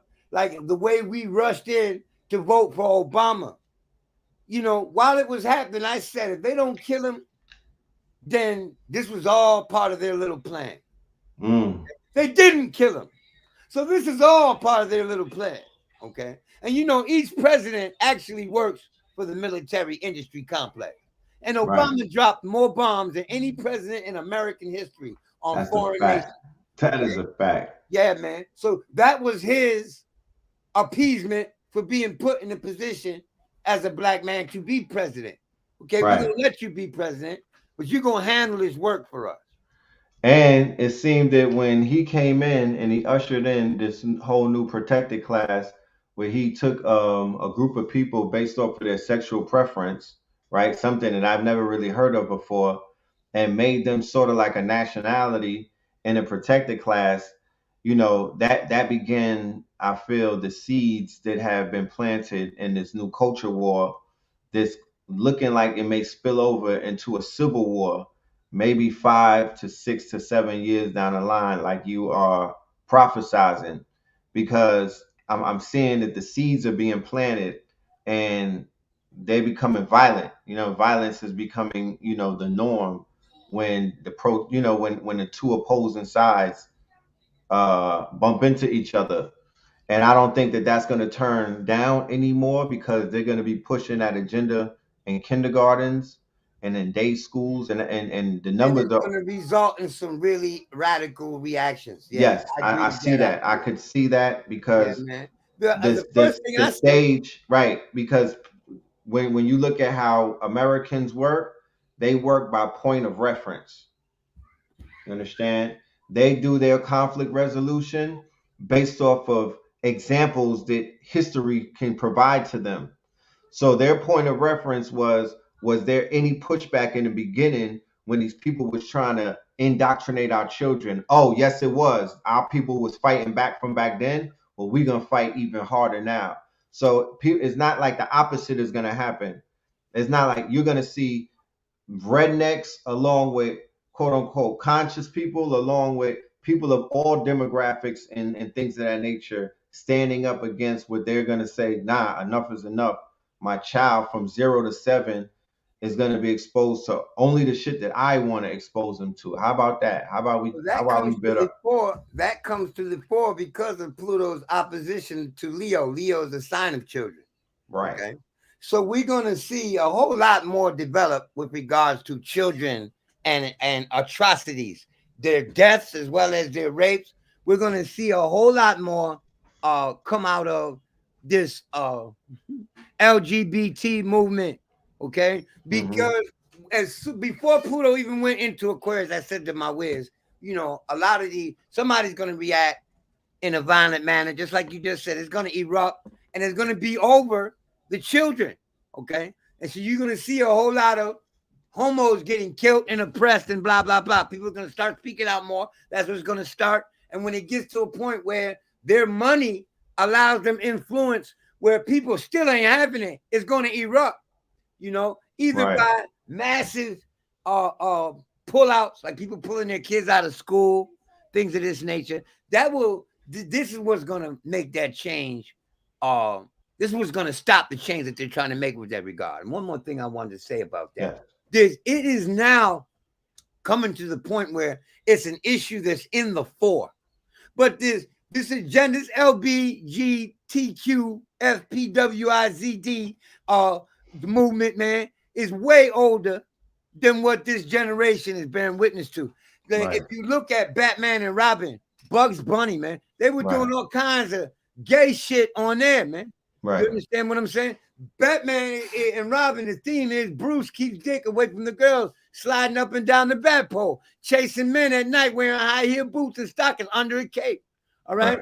That being embedded into the generation from the 60s all the way up into the 80s to now, where they can be more flagrant, they can be more outspoken with it. They've gotten into positions of financial influence and thus have been able to bend the politics to bring it to the fore. But ultimately, Pluto in Aquarius talks about resentment for unorthodox activity, talks about the unorthodox lifestyles trying to emerge. So this is the next 25 years is the battleground where which that determination is going to be made.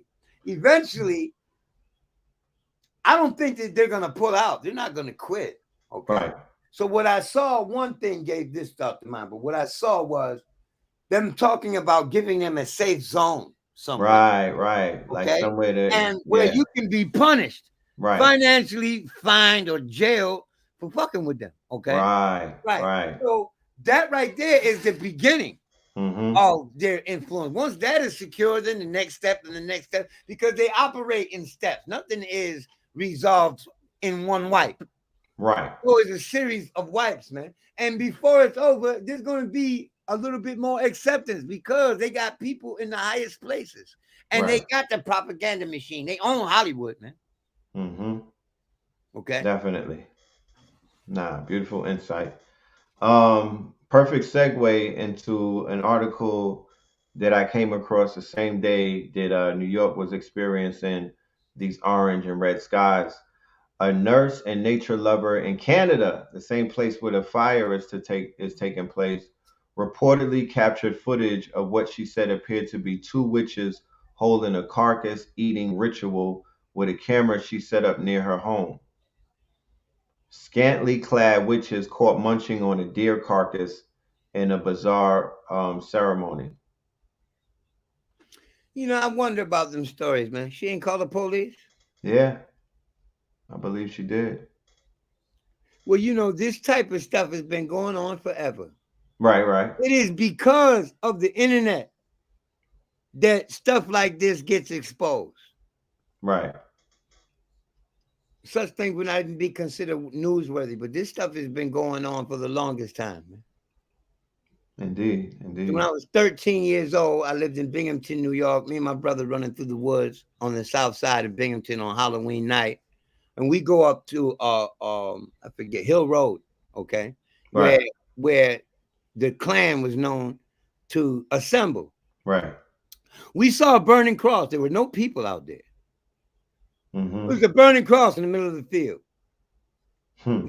So stuff like that seems to be clandestine. They ain't doing that no more. They're still doing it, man. Oh, it was just 2012. It was on Facebook and went viral on Facebook that they found some boy in Missouri or Arkansas lynched in the middle of an intersection in a tree at a corner in the middle of 4 houses. You see? I remember that. Yeah, and nobody knew that. This stuff still goes on. Right. And if it wasn't for the internet, we wouldn't know about it. So there goes the plus for such a tool. At the same time, they are in your house, man. The Patriot Act came out and allowed them to put everything in place. And then when they shut down the Patriot Act, they didn't remove any of the infiltrations that they had committed during that. So they're still rolling. They just can't use this stuff in court. Right. But it's still there to help them get you in court in the first place. Right. It's going to be a sweeping dynamic cultural change that comes with all the restrictions that move with this economy change. Okay. Once the workforce is depleted, once the AI is successfully put deep enough dent into the workforce, right, which is Virgo, because we're looking at Capricorn, Taurus, and Virgo. We're talking about those in authority. We're talking about the economic shift, and we're talking about the working class. Mm-hmm. Okay. That is astrologically Capricorn, the authority, Taurus, the economy, and Virgo, the common man. Okay. After they are able to deplete the job force or make it so that getting a job ain't gonna feed you, they create the alternative. The alternative is already here. What do you think they're gonna do with all them FEMA camps? Right. They're gonna turn them into little work towns. Right. Which they already are experimenting with. They're already doing it. They are a few populated FEMA camps that they're operating, doing that grand experiment on, so they can move whole communities of people to these camps. There are already executive orders in place that allows the president to make that declaration, to draft everyone into a workforce. Mm-hmm. Now, if you think that's not coming, why would they put these laws into effect? Right. Just in case? There's no just in case. That's part of the plan. That shows you what they're going to do eventually. They give the motherfucker the power to do it. They announce to you that they gave them the power. There's no protest. They go to sleep. When the time comes, they pull the pin, they make that announcement, and they're able to enforce it militarily because they gave you due notice. Right. Share with us the symbology of what this means right here. The island of Manhattan, right, that we told sits on top of quartz, right? And we also told that historically this island was an island that our ancestors went to for ceremony. This was a sacred land. right? Which island, bro? This is the island of Manhattan, the same island that Old Dirty Bastard said his family was responsible for selling to the Pilgrim. So this island has 12 trillion tons of concrete on it, right? All things foreign. 12 trillion tons of concrete that's basically sinking this city. Now, I wonder, what does that mean for a realtor? Like, if somebody's in real estate and they're buying if they're paying $1 million or $2 million for this real estate, which is said to be the highest real estate in the world, They sell it. Huh? They sell it. When they They what? realize that it's an eventual loss, they sell it. They sell it, right? But imagine the anxiety of somebody who owns real estate, and they had to read this study that came out that said New York is sinking due to its million-plus buildings, right? You know that real estate, you might not be able to pass that shit down to your children's children. That's something that you are always gonna have on your mind. Maybe if I wake up in the morning, the New York, the realtors will be like, this shit is worth zero. The bubble might pop. As long as they can inhabit it, is good, and they got an understanding scientifically of how long it's going to take before it becomes unlivable. By then, they'll be out of there. Right. I mean, it's sinking, but how many inches is it sinking per year? They said the same thing about any major city that's been built on the marsh. They've been saying the same thing about Washington, D.C. for the last 50 years. But you don't see no great evacuation going on. No, not at all. Because they understand that they got time. Mm-hmm. Right. And they're talking about subsidence, right? And that's basically a technical term for sinking or settling of Earth's surface due to natural or artificial causes, right? But they found that 44 of the 48 most populous coastal cities have areas that are sinking faster than sea levels are rising. This latest study's novel approach is to take into account specifically the weight of New York City's buildings and how they are contributing to the subsidence of the land beneath them. Understand this too, God. New York is just New York City modern is sitting on top of New York City ancient. Ancient, right. Which is sitting on top of the courts. Which is it, exactly. Yeah. Some areas of lower Manhattan, Brooklyn, and Queens are among those that are sinking at a faster than average rate, according to the study. Some of what seems to correspond with construction projects going on, Parsons says, but we also see a subsidence on the north end of Staten Island that I can't figure out an explanation for, and I've looked into all kind of different things, so that still remains a mystery, right? So some parts of the city is sinking faster than other parts. However, you know, I'm just looking at the symbolism of it all. Not necessarily, you know, I'm looking at what is this saying symbolically? You know what I mean? With this whole image of the city now in the background going underneath this haze and things of that nature. Well, symbolically, I see it as the gradual decline of society, and the society that's based on that center. But geologically, we understand already that continents submerge and new ones emerge. Emerge, of course. So you're just taking notes. Yeah. So New York sinking is just a part of that geological evolutionary process. Right. The cycle. I don't believe that it's solely the buildings that are responsible. Okay. I believe that from scientific evidence, they found seahorse fossils in the Arizona desert. Right. Okay, Salt Lake City at one time was an inland ocean. All right. So the terrain is going through a gradual change over a period of 7,000 years. The poles shift 70 miles. So you can't think that the shores are going to remain if the earth is rolling in space. Right. The areas that are sinking faster than others are also closer to water. Right. Staten Island. Because that's a delta. You know, the New York City is a delta. It's where rivers meet water at. Right. So that was a swamp area initially. It was never suitable for such a metropolis. That's true. Indeed.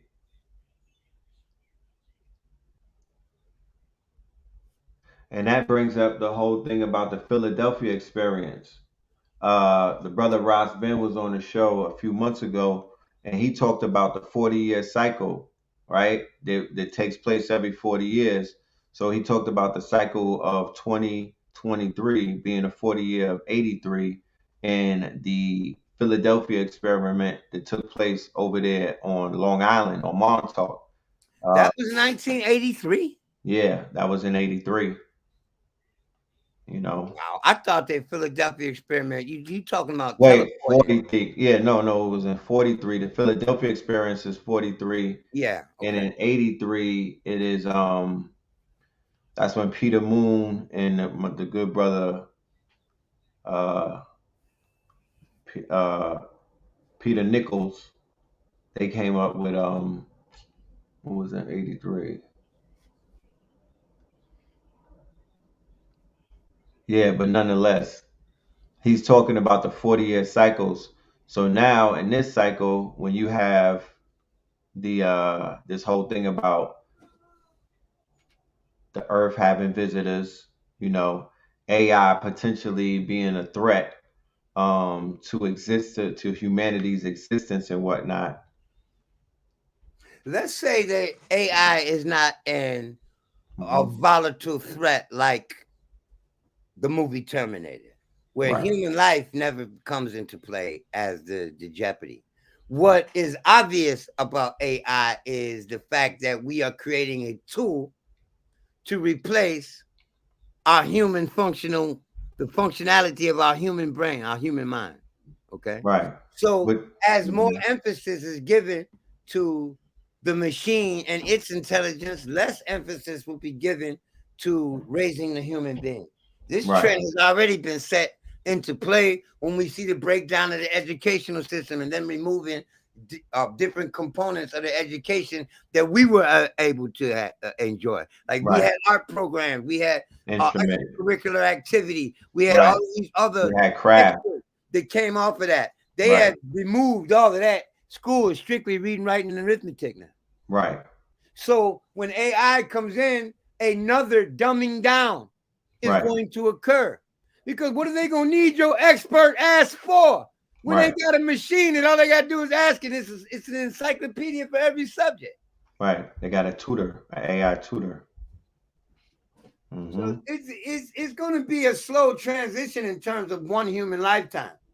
Right. But before we go, we're going to see the damaging effects taking place. They already trying to get ready for talking about not only the brain chip, but the brain chip should work in cahoots with the artificial eyes that they're trying to give it, because they know that this metaverse damages the eyeball. Right. Ocular Right. shit. The screen is less than a half an inch from your eyeball.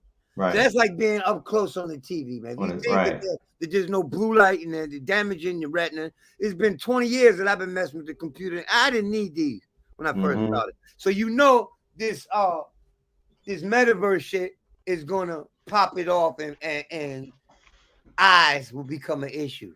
The first person to incorporate one of the VR headsets with blue blockers will be ahead of everybody else. So I would love for it to be somebody from this community.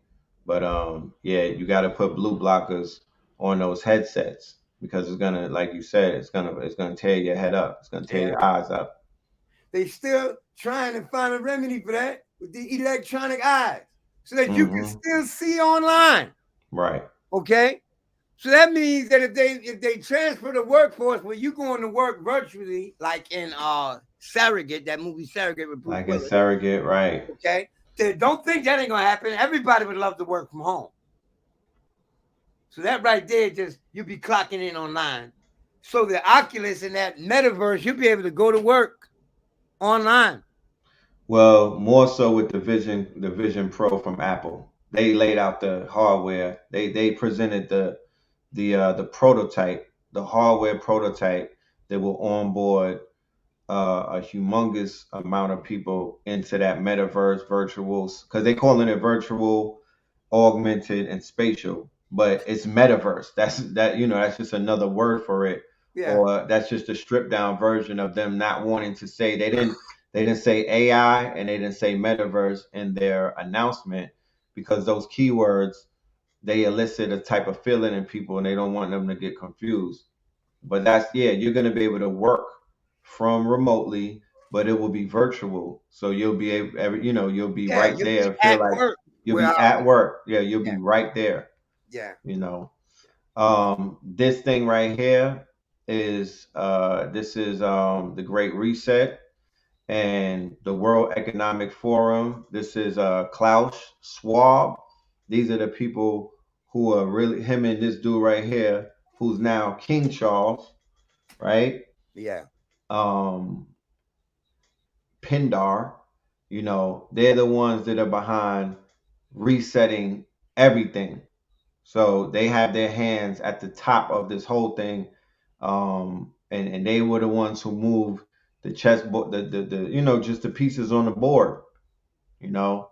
I think that this push for electric energy Yes. is a means by which to block out those OPEC countries, Yes. which is the Yes. reason why China just recently, in the last couple of days, you see a picture of China holding the two representatives from Saudi Arabia and Iraq, and they're holding hands, okay, which says that China was able to pull off what the United States wasn't being able to pull off. What I see here is China mobilizing against this electronic economical system that's getting ready to come in. That's what all of these countries are siding with each other for against the United States currency, because I believe they want to initiate that electronic fund because it gives them some advantage that fucking with American money doesn't give them.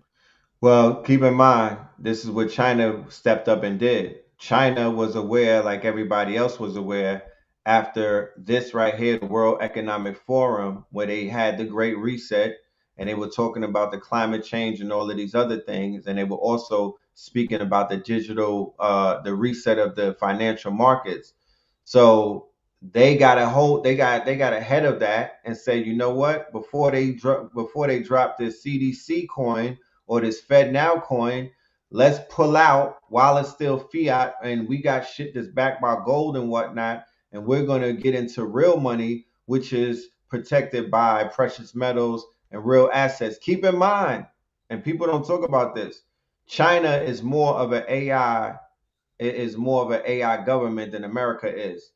China has a more powerful LLM than America, not by that many standards and whatnot, but they What's have LLM?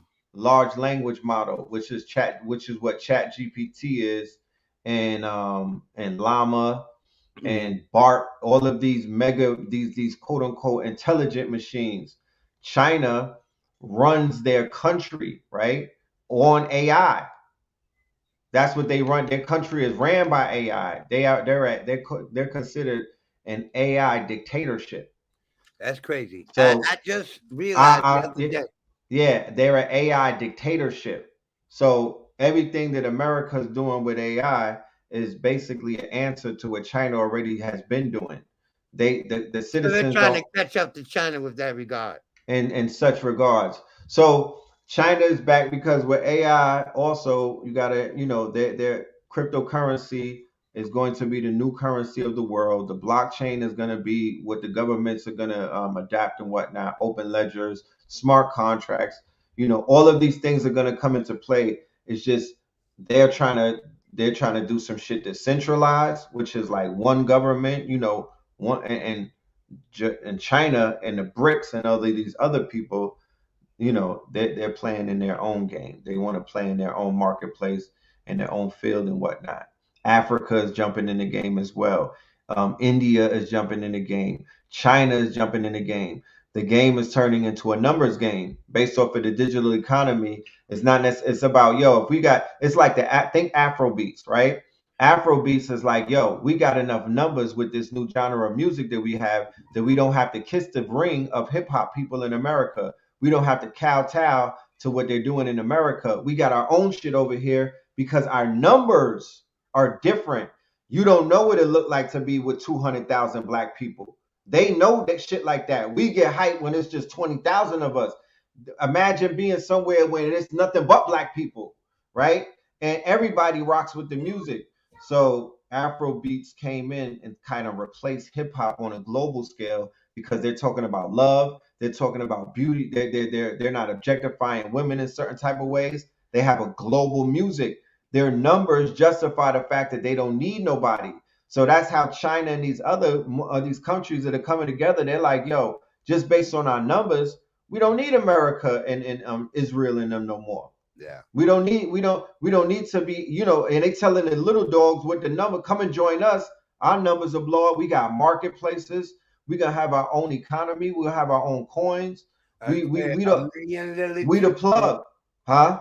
A million Lilliputians brought Gulliver to his knees and they tied his ass to the beach. So China galvanizing with all those little underdogs, is going as a unit is going to be more powerful than any influence that the United States is going to be able to fucking muster. Any influence. So it don't matter what America people already like, and keep in mind when you go and run down the list of all of the countries that are forming the opposition, they have morals and principles and value systems that are mostly in alignment with each other. You understand? They're standing the culture on hasn't been decimated, right? The culture hasn't been decimated, so they're building this Great Wall of China around their culture and their value systems and whatnot because biblically speaking, or from a religious point of view, they're able to utilize all of the mishaps that they're looking at a weak president. They're looking at an exposed, corrupt political system that they've been seeing firsthand since 9/11, going even back before that, but definitely from 9/11 post, the whole world has been looking at the hypocrisy of this empire and also the British crown and also and also Israel. So people has decided that they want to live the next 100 years not as vassals. Well, the AI is going to help with that to some extent. I tell people I'm sorry, go ahead. If you look at how the AI, they're using AI, China supposedly has 5 or 6 top selling hits in the world right now that were generated by AI. Right. Okay. So the arms race for AI control is on. It's called the AI arms race. Yeah. And what they're doing by going to Congress and whatnot, these companies are in competition with each other. But once again, right here, the World Economic Forum, they're pushing this new thing called shareholder stakeholder capitalism, right? They're changing it from the standard of shareholder capitalism. So they're changing the whole economic structure of how these people do business. You know what I'm saying? And that is Pluto in Capricorn too. Is it? The trend. Capricorn is the sign of business. Right. Corporations, tycoons, the administration of trade. All right. Right. And it is thus one of the hallmark foundations of the economy. So Pluto running through Capricorn changes the way we do business. I thought that the COVID epidemic where people were forced to use the stuff like the delivery systems that they got out. Right. And their cards too. Let's keep in mind. That opened the door to initiate the usage of plastic and to initiate cards. Because now, after the epidemic, you got way more people now that don't even go to the store because they facilitated that switch. Right. So we talking things like that are going to transpire to bend the population to be more involved in the changes that are coming. Yes. All it takes is for two major industries in this country to say we no longer accepting fiat. Right. So we're talking about the physical, right? The atoms turning into the digital or the bits.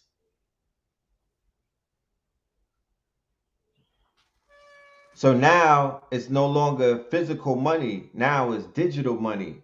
It's different. The energy is different. It's credits. It's credits, right? Yeah. But if you master this digital quote unquote realm, or if you're able to manipulate the digital current, then you could generate way more money in this realm than you probably could generate in that physical realm. So situations such as this is one of the incidents that might possibly create this quote unquote perfect climate for the eraser of of nation states and everything, and they I become a think that's one. the idea. Right. I believe that that's the idea because in this theater, it looks like that's what's being played out. They're planting the seeds for an invasion or for a revelation where everybody's going to be like, look, we can't be against each other and we can't look at each other as Europe and this. There's aliens in this bitch. We have life forms here. So it's really us against AI and it's us against them. But let me play this clip real quick because this one right here seems to be this is one of the newest. I think this is from today. It is a police call everybody will be talking about. Thanks for joining us here at 6 o'clock. I'm Denise Valdez. I'm Brian Loftus. A family says something crashed into their backyard, prompting them to call 911, say they saw creatures walking around. Our 8 News Now investigators digging into this for weeks now, and tonight our David Sharns with the video you will only see on 8 News Now. David? All right, Denise, sources telling 8 News Now investigators that several agencies believe something landed or crashed. Whether it was non-humans or not, it certainly scared the people living on this property. Now, before we show you that video, listen to their call for help. There's like an 8-foot person beside it, and another one beside it, and it has big eyes and looking at us, and it's still there. Okay, where is this on your property? In my backyard. And I swear to God, this is not a joke. This is actually me terrified. So there's 2 people or 2 subjects that are in your backyard? Correct, and they're very large. They're like 8 foot, 9 feet, 10 foot. I don't know. They look like aliens to us. Big eyes. They have big eyes. Like I can't explain it. And big mouth. They're shiny eyes and they're not human. They're 100% they're not human. Okay. The police officers, Well, the the 8 News Now investigators catches obtaining this video as often. Yeah. So Yeah, where's the fucking video? right, how you on the phone and you saying all of that shit, and you know everybody they put their videos on World Star, nigga. Where's your video at? You expect us to just That's the fact that it got me wondering. Like, yeah, you is not a joke or anything. My ass. Where's the video? Where's the video? Yeah, If and you don't got it tell on me you video, didn't it ain't think about the happening. video because You seen right? You seen all of these 8-foot people, and nigga, you didn't capture the video. You didn't World Star the moment. They just remade that Invasion of the Alien movie, you Right. know, and but it was in England, and this girl was filming the whole thing. Okay, so I'm not going for you making this phone call and ain't nobody in the house got no footage. That shit ain't on YouTube. Y'all not with the viral one. Like, This is the thing about the whole alien shit. Because people be like, oh, people are so desensitized that they're not even buying into the government's alien disclosure. And I'm saying this, right? We've been to too many movies. Niggas done wore 3D glasses. Yeah. I burnt neurons. I burnt the neuron highway on Nintendo games from Metroid all the way down to putting on Oculus Rifts and whatnot. Nigga, I'm from the Show Me State. We literally gonna have to see that in 4K. I find it very, very fucking ironic that since CGI, we got all kinds of video footage of craft flying over the moon and shit flying through the sky. All right, way more than we had reports for. Right. When you know, I just find it highly ironic. I think it's all government ploy. All right. I'm not of the mind that this universe, this is the only Earth here, but the one that is close enough, there's no such thing. Where is the planet that they're coming from? Is my question. Okay. Right. You can tell us that they've been here and they're different kinds and they're this and that, and there's no evidence of any of those. Okay. Right. Aside from the footage that we now see that CGI has become popular. So you don't even know if you're looking at something real or something computer generated. Because at this point, y'all, with generative AI, text to audio, text to video, with Mid-Journey, you know, Man, they just with can take the a clip of us right now and have us talking about changing diapers.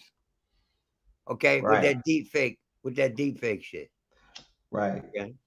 But this is my thing that I think that not that I think that I know. I know in the next 5 years that the sky that people think that's blue, they're gonna know that it's not blue. Everybody's perception of what they thought reality is gonna be tested. Just like this situation in New York. There's some people that never seen no shit like that, never thought they would see no shit like that. What you talking Hold about? on. The sky's turning orange? Yeah, hold on. Who the really fuck is in charge out here? Like, enough is a fuck enough.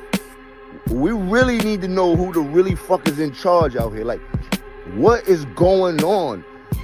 We started with panda weather. We got past that. Then the weather started acting funny. It's June. I still could wear Pele tonight when it gets chilly.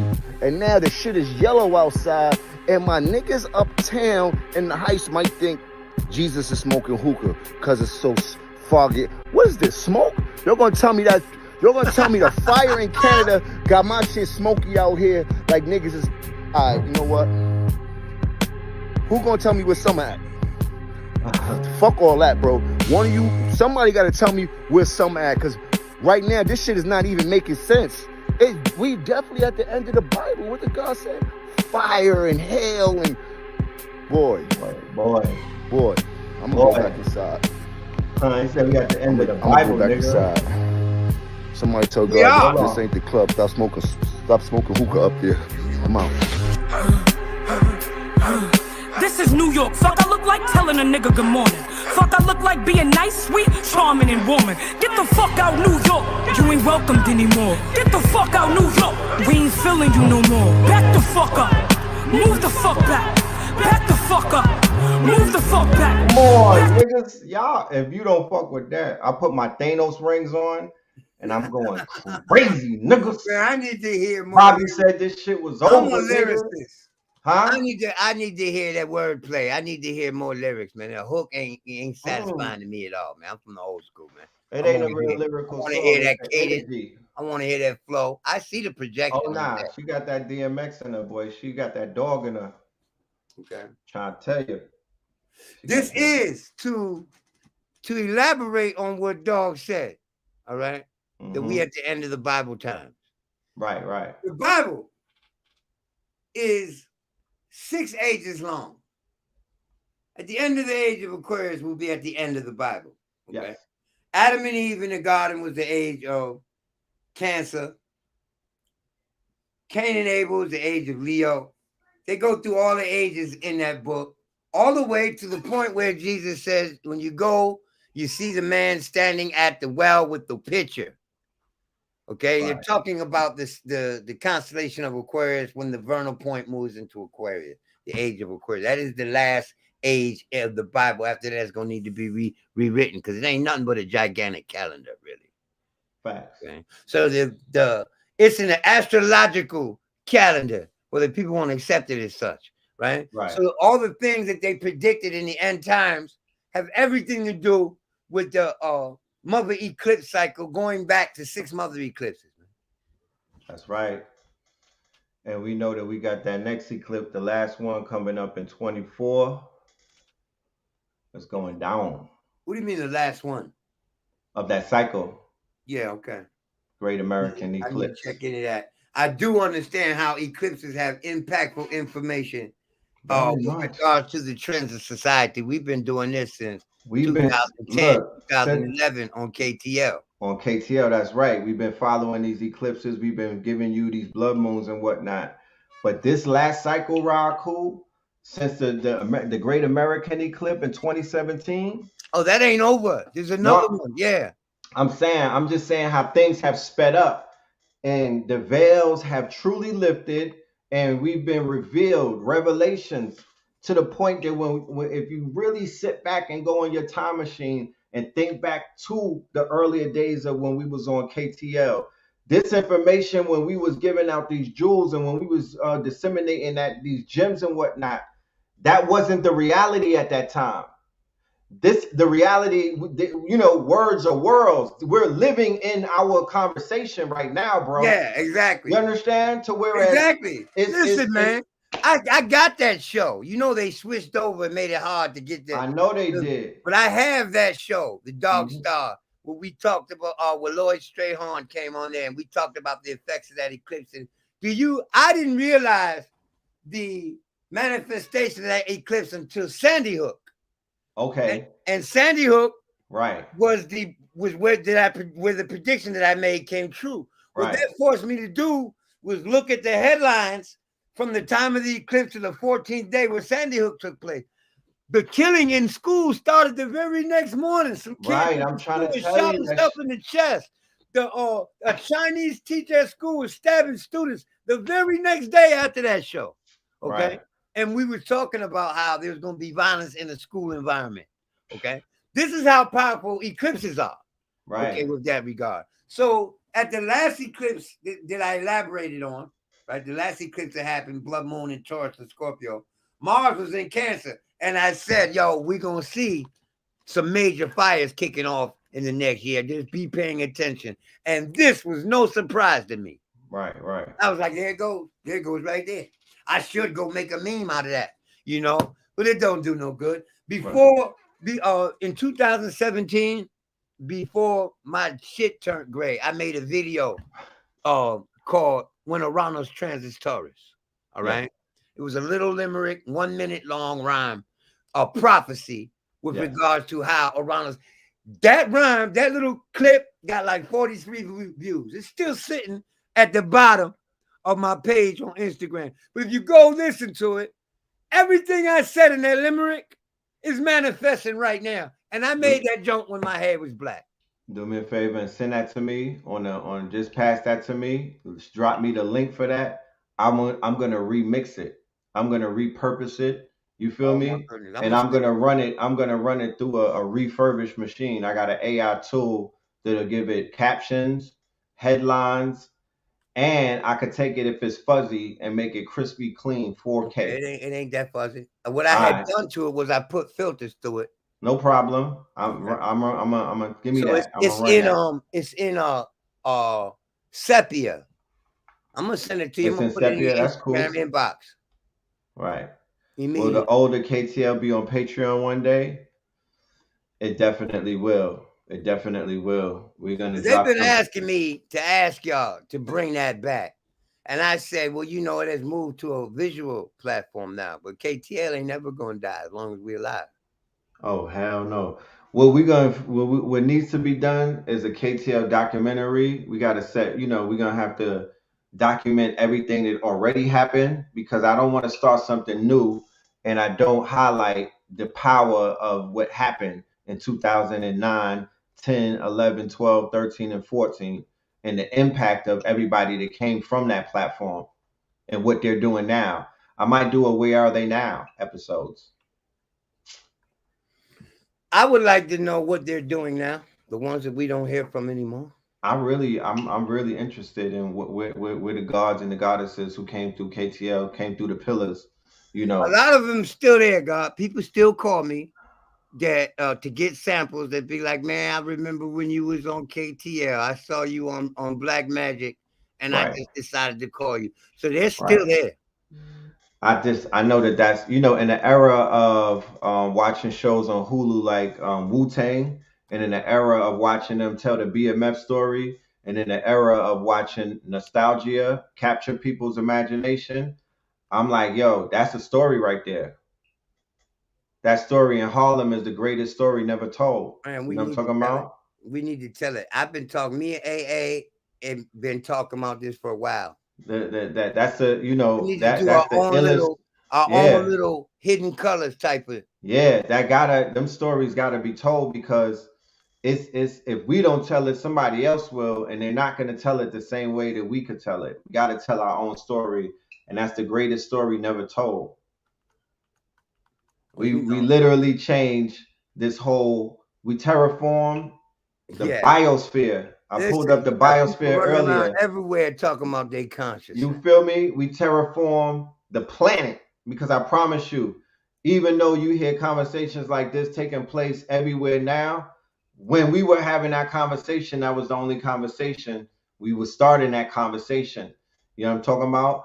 I came outside very early, and I'm just here to say that when I was outside, nobody in them was outside. Sinetta was the only one outside. So the movie started right then and there, and then a lot of the people started coming outside. So I've seen a lot. I've been through a lot. Our hands are responsible for building a lot of pieces in this pyramid that everybody is now, you know, the world. I can't even say there's not even a community. I'm talking about grannies is not even woke. They conscious. It's been able to penetrate. It's been able to duplicate, and it's been able to infiltrate into all, you know, parts of all people, of the pockets and annex. All of the pockets. Right. That part. You know what I'm talking about? Listen, man. When I went to Cali in 2013, I was in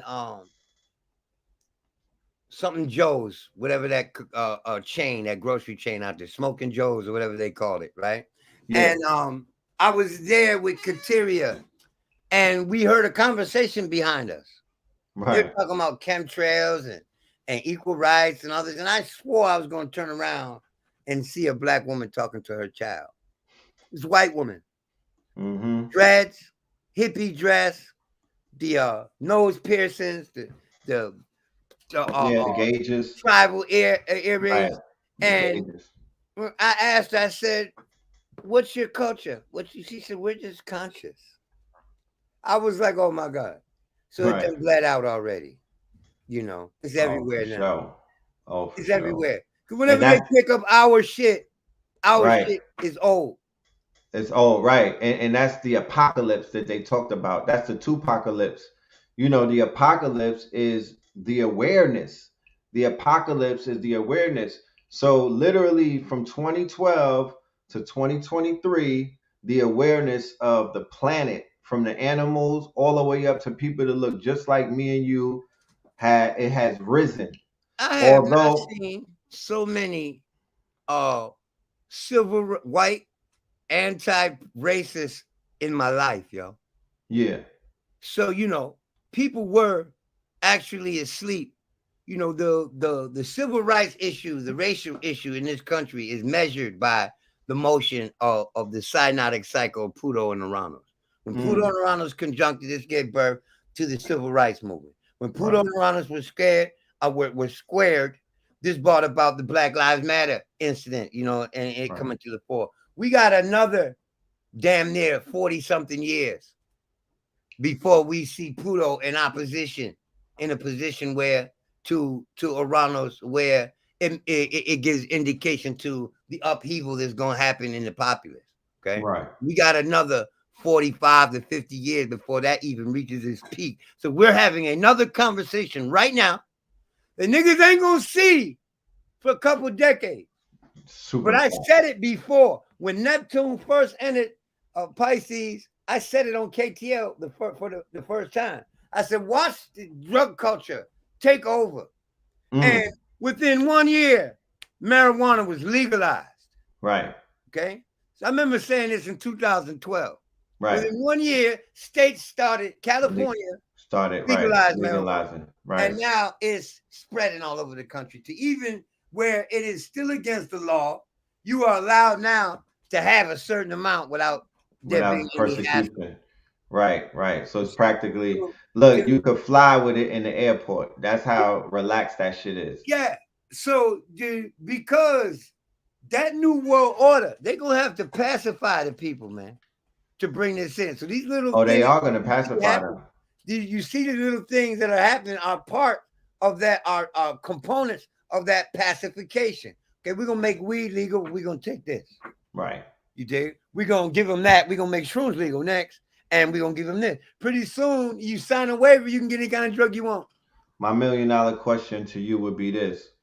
When would be the perfect time if our people said that we wanted to create our own quote unquote community, right? Our physical community where we remove ourselves from mainstream mainstream, and we go ahead and we begin to circle, build our wall and build up our community. The time for that was 100 years ago.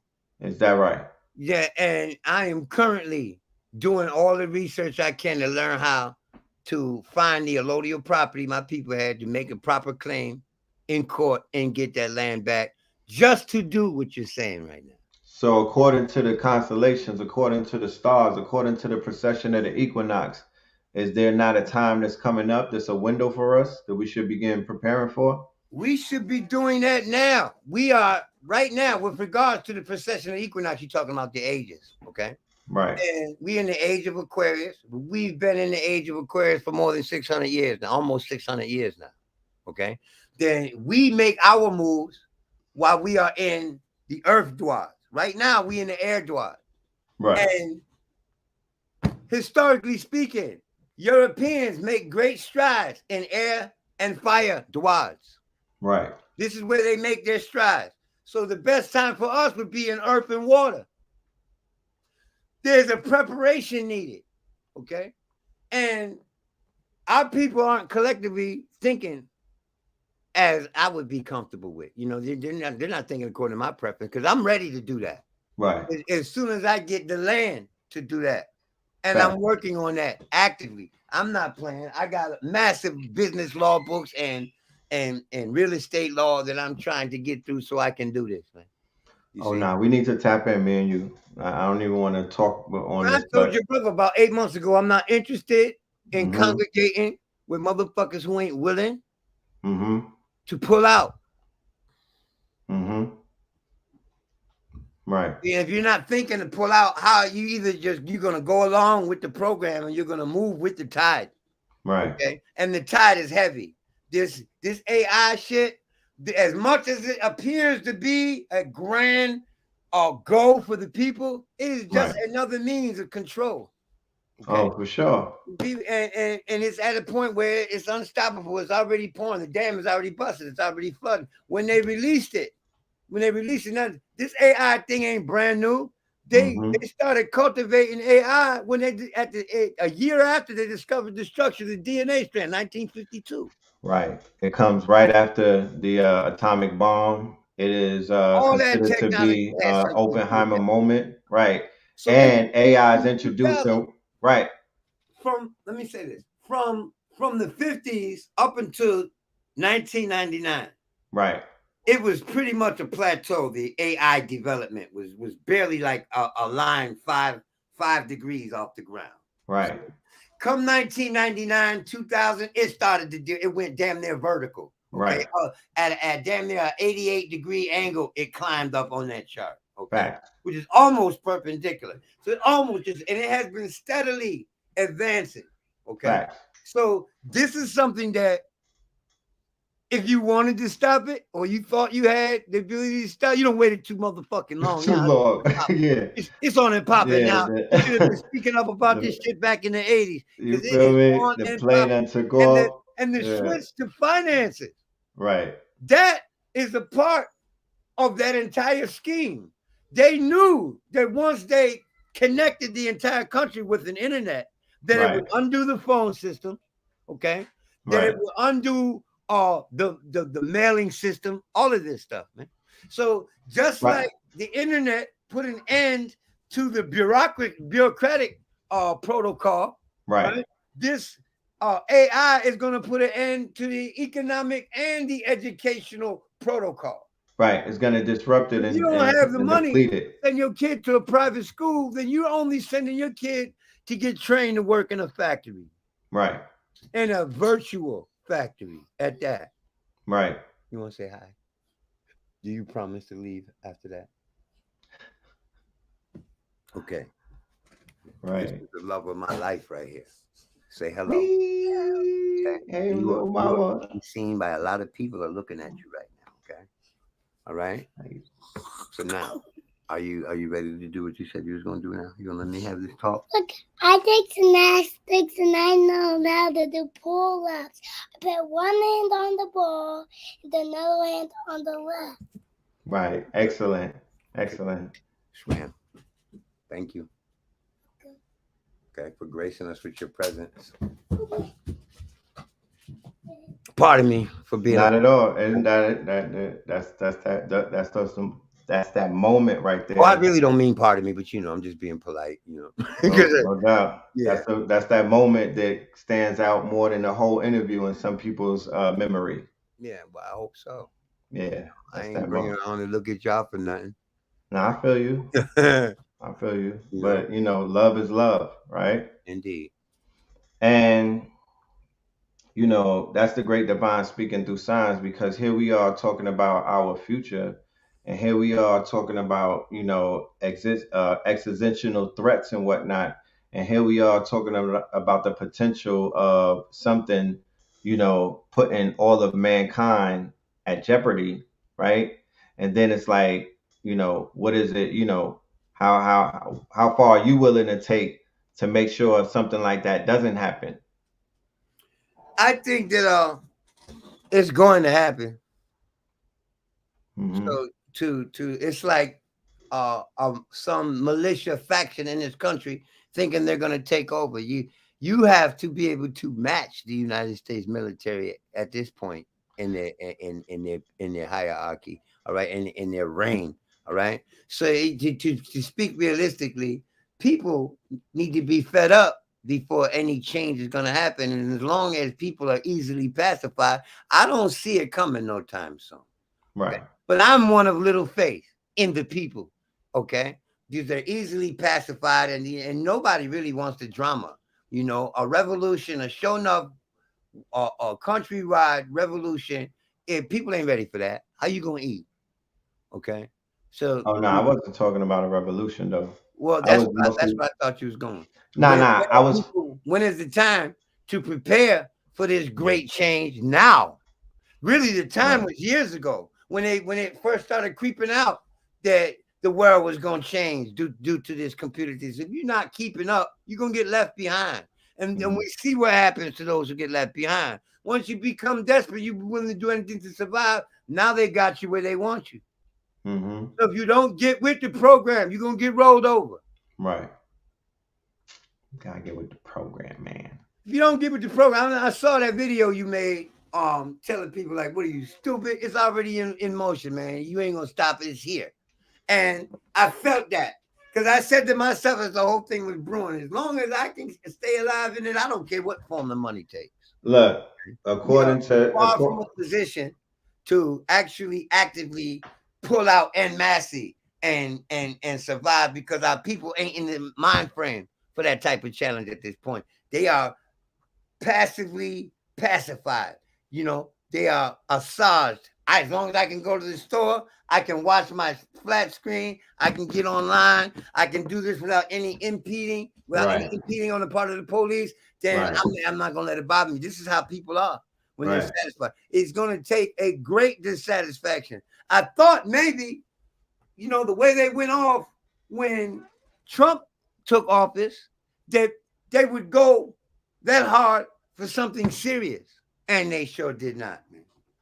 I think the closest that I remember us getting to a breaking moment was the first few weeks of that lockdown, when everybody started to sit still. I'm gonna be honest with you. I didn't see any change. No, I'm saying as it went along, like 3 to 4 weeks into it. Okay, I heard reports about how it starts setting in, right? How people certain were things breaking up and the domestic violence peaked because people weren't used to being subject to having to be around each other that long. I was aware of that, but I was picking up more on the breakthroughs that people were having. I was picking up more so on people adapting a CMOS diet, adapting shit like that, when they started seeing the power of the CMOS, the elderberry, the herbs. Then you had other people feeling themselves because they were helping people, and they were becoming they were becoming of service and whatnot. Stuff like that. People became activated during that small stretch. A lot of people came online. So that batch of people that came online primarily in 2020, those group of people, that's an interesting group of people. But that's a new phase. Yeah, but I'm influx that we're going to be experiencing over the next 7 years. Are we experiencing it right now? Yeah. Right. Yeah. I would say that it came a little before that, but that epidemic, that scamdemic, the scamdemic, really pushing people in the house, left them no alternative but to revert to. So I think that was planned too. That was thought out too. Because if we get them in a position where they staying home, then they will do more online. Look at what was initiated during that epidemic. They put up massive 5G towers. Right. Okay. As though they initiated that epidemic and that lockdown so they could put them 5G towers in. Everybody thinks it's strictly for internet. But at the same time, they're announcing how they're robotizing their police force, how they're droning out their police force, bringing that military hardware now into our major cities. That lockdown had a lot to do with the initiation of that phase of internet or business. Right. See? So it is no joke how all of these things happen at the same time. Okay. Right. How they first initiate the Bitcoin. Then after that, they initiate a pandemic to get people to be more involved with this internet. Okay. At the same time, you got to remember this. The Patriot Act gave them the legal recourse, the legal standing to infiltrate the system. And the internet was built as a Cold War weapon. Okay. Right. It is a weapon. So they could perform surveillances without being in person. Right. So when they initiated the Patriot Act, they upgraded the internet for surveillance, for tapping into people's conversations and all that. When they so-called pulled the Patriot Act, they didn't pull any of the programming that they put into place to keep the Patriot Act running. So what that tells you is that the Patriot Act is still in full. Oh, definitely. It's just not over the board enforced. All the policies are still being enacted. Right. It's definitely still running in the background and whatnot. Well, it's never been repealed. If that doesn't give you the indication that all of this shit happening is just part of a greater plan, a 20-year plan. Right. You're not going to truly see the full effects of this shit until it's in full swing. And that's going to take a little bit of time because they initiate each stage of the process in increments. It's a roadmap. They gave the date. Your frog ass realizes that the water's boiling, you already cooked. They gave the year for 2030. So yeah, like you said, it's a 10-year plan and whatnot. Yeah, 10-year plan for the first stage. Because if you look at it, how they do things is in 20-year stretches. Okay. So yeah, they do everything in 20-year stretches. They move with that Jupiter-Saturn conjunction. Because in particular schools of astrology, Saturn represents the ruler of Aquarius, which points to the people. And Jupiter talks about being able to take advantage. Right. So they create these pandemics, these trends, and these scares, terrorist tactics, propaganda tactics to facilitate the next stage of whatever they're doing. Right. So if you haven't seen or paid attention to how they implement it, you're totally blind right now. The first thing they do is infiltrate the music.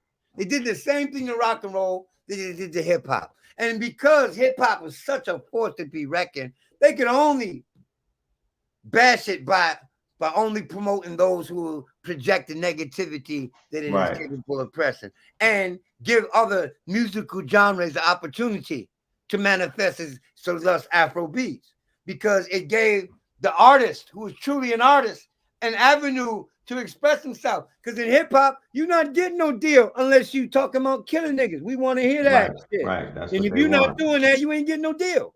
Right. So those MCs that are doing it are strictly doing it for the money. I don't blame them. Okay. I want to feed. I do anything to feed my kids too. Okay. Right. So, but at the same time, there's a great harm because music is the #1 inspirational tool on the planet. And has always been since its induction into any culture. All right. I'm actually working on getting my my pops, my old man, to pull up and do a show because June is Black Music Month is for June. So yeah, I want to bring Mr. Jazz. He's a jazz connoisseur. He's just a black music connoisseur. But yeah, man. He plays instruments. He don't necessarily play the instruments, but he listens to jazz faithfully. He is jazz. He's living, breathing the culture. Because jazz is not a music; it's a culture too. Well, you know, I've been writing music for the last 2 years, God. You a legend. I'm trying to learn how to be dope with Not trying. You learning how to be dope. Yeah, you know, I'm not doing hip hop, man. You're not supposed to. You know, because as a teenager and as a young man, I thought it would never get to this point. Right. Okay? And I am sorely disappointed at the route that it is taking, man. Right. You know, nobody really wants to hear, and it was deep as it's so ingrained into the culture now, the thugism and the negative image, right? That this is what our youth is aspiring to. And we whack for encouraging them to recognize what's being done. It starts right there. Right. And the same people that run the music industry have massive stock in the prison industry. So it behooves them that the music acts as a conduit into the criminal lifestyle or into a lifestyle that will justify them removing you from society. Right. This can't be said loud enough, man. So I no longer engage, you know, in the trend. I still have a deep appreciation for the music. There's still MCs out there who are artistically pursuing it, but I can see how that phase. I mean, it used to be dope to be dope. Right now, it don't matter whether you dope or not. If your beat cool, so anybody can make a record now. Yeah, it's definitely different. It doesn't even require the skill that we demanded of our peers. Right. You see, they don't have the same standards. Okay. Right. It's okay now for an individual to get on YouTube and bust a fairy tale and stand on it like it's actual fact. Right. You would be laughed out of the place, man, if you'd tried that shit in the 80s and 90s. Right. Anywhere this country. You're gonna pull that shit off. Okay. So the dumbing down of the population, we see the effects of that working tremendously. Okay. Right. Ultimately, what works best for the whole of humanity pulls through, but not after a legacy or struggle. Okay. Right. Beautiful. Just to keep it real. I don't want to cut your wisdom. Do you got about 10, 15 more minutes? I want to get questions from the audience because there's about 1,000 of us in the building. So I want to include them in the conversation. So family in the audience, if you have any questions for Ahku, please drop it in the chat and I will make sure that I ask them. I'm going to put your Cash App up here and because they were asking me that while you were building and whatnot. I put both of our Cash Apps up there so the family could send their love in a language that brothers such as me and you understand. What's your Cash App? COZMO361. I said to somebody, don't ever let someone make you ashamed of Cash App ever in your life, because Cash App is what they created in order to create the 1 minute millionaire. Right? It's a necessary technology that is quote unquote groundbreaking, because I read the book 1 Minute Millionaire in 2013, I believe, and it said that you could become a millionaire in 1 minute if 1 million people give you $1 and whatnot. So Cash App makes a formula or a method such as that a reality where you could make $1 million every day. If you have a correct structure. Don't ever say that it's impossible. Don't think that if you can't do it, somebody else can. If you can't envision how that could be done, no worries. There's a vast world outside, and people are architects. They are engineers. They will not let something like that. They better take advantage of it while it's happening, because that's right. FedCo. Yeah, it's changing that. It's gonna change. Yeah, it's gonna. They're gonna make it so that those little mom and pop money exchanges like Cash App and PayPal have to filter through them. Right. So you better take advantage of it. The reason why they want to regulate such is because the common man can come up without being recognized. That's right. By the money regulators. By the money regulators. So the fact that they had a whole new wealth class that was coming up over the last few years out of places that they don't control and they don't know these people, and these people are basically affecting their economy too, because the shit that they did with Wall Street, with GameStop and all of that, that had a lot of them people say, nah, we about to, they that's why the bodies started dropping, because they was like, never again will y'all do us like that.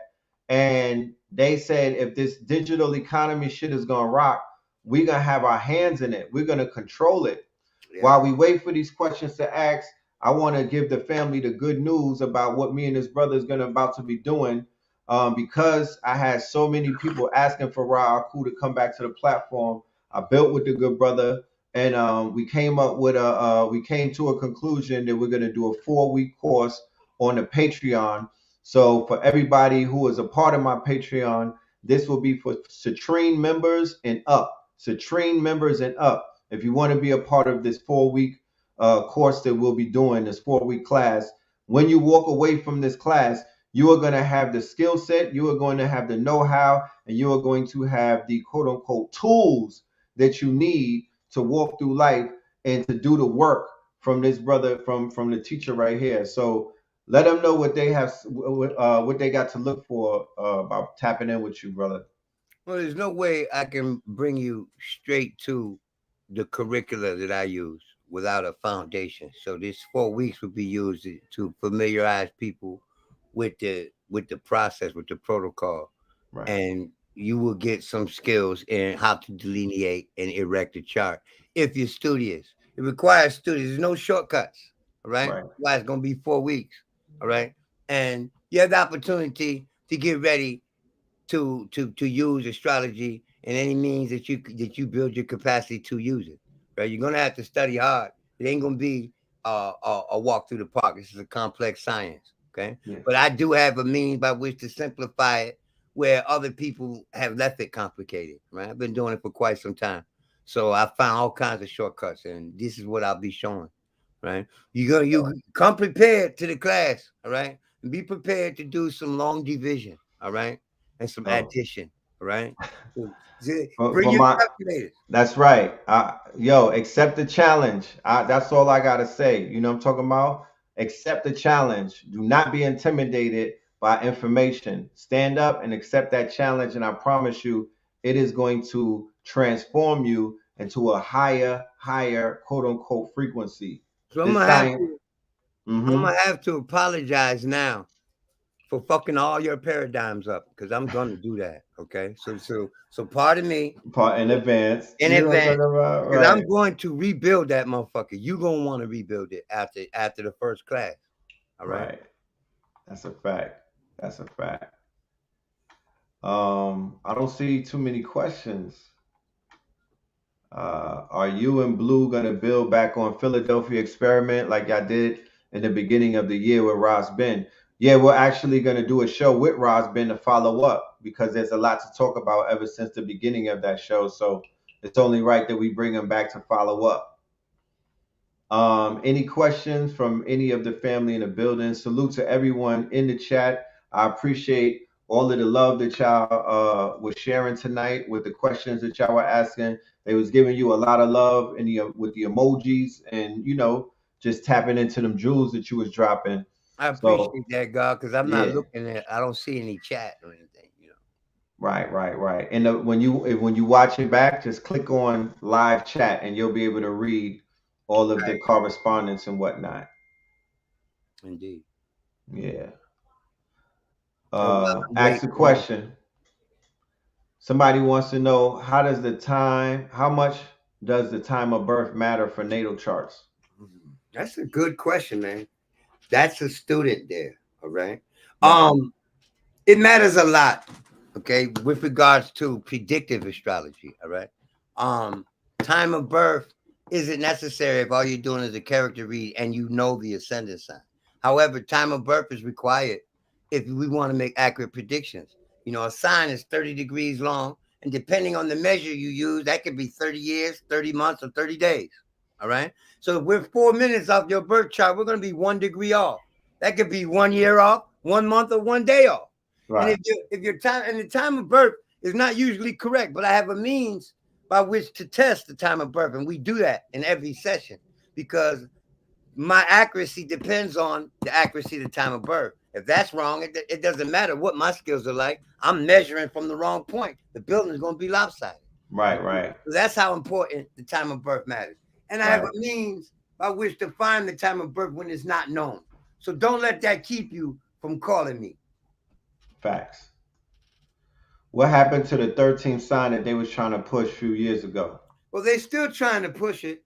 And until they come up with a system that works with 13th fractals of 360 degrees, they dead and stinking. And as it stands, there's no solid frequency we can find that corresponds to the number 13.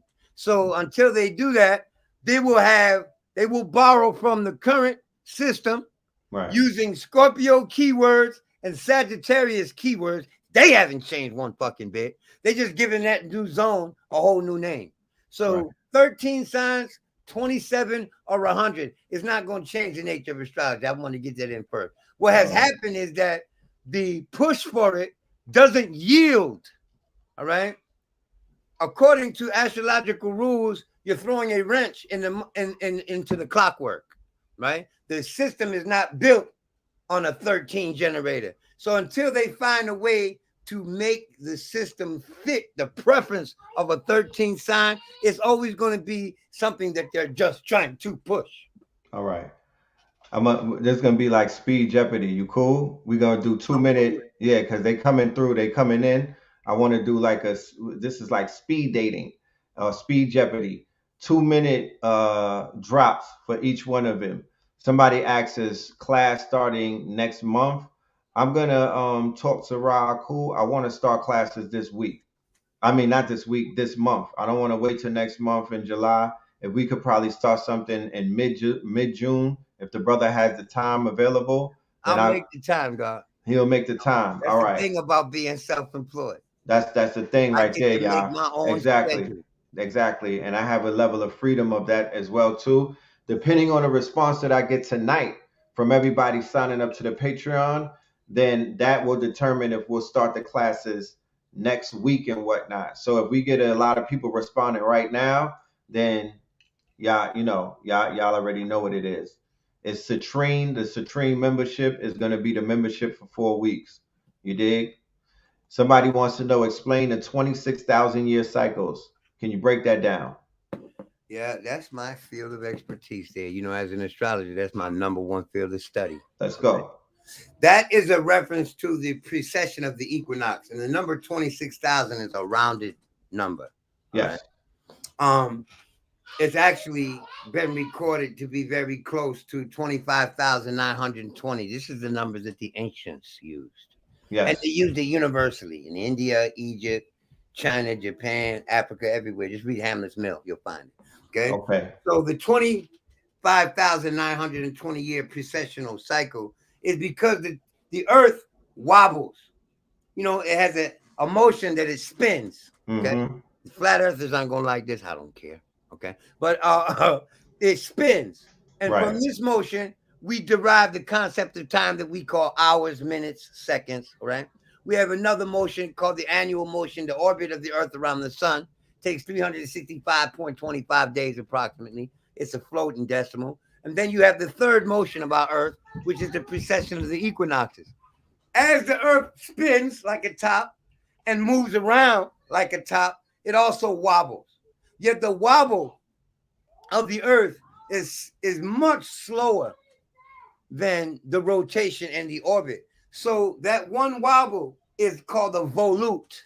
It's like a letter E, because there are 100 of these volutes in a polar day, which is 2,592,000 years. So the precessional cycle is the wobble of the earth, and what it is used for astrologically is to measure, engage, and monitor the evolution of the collective conscious of humanity. Beautiful.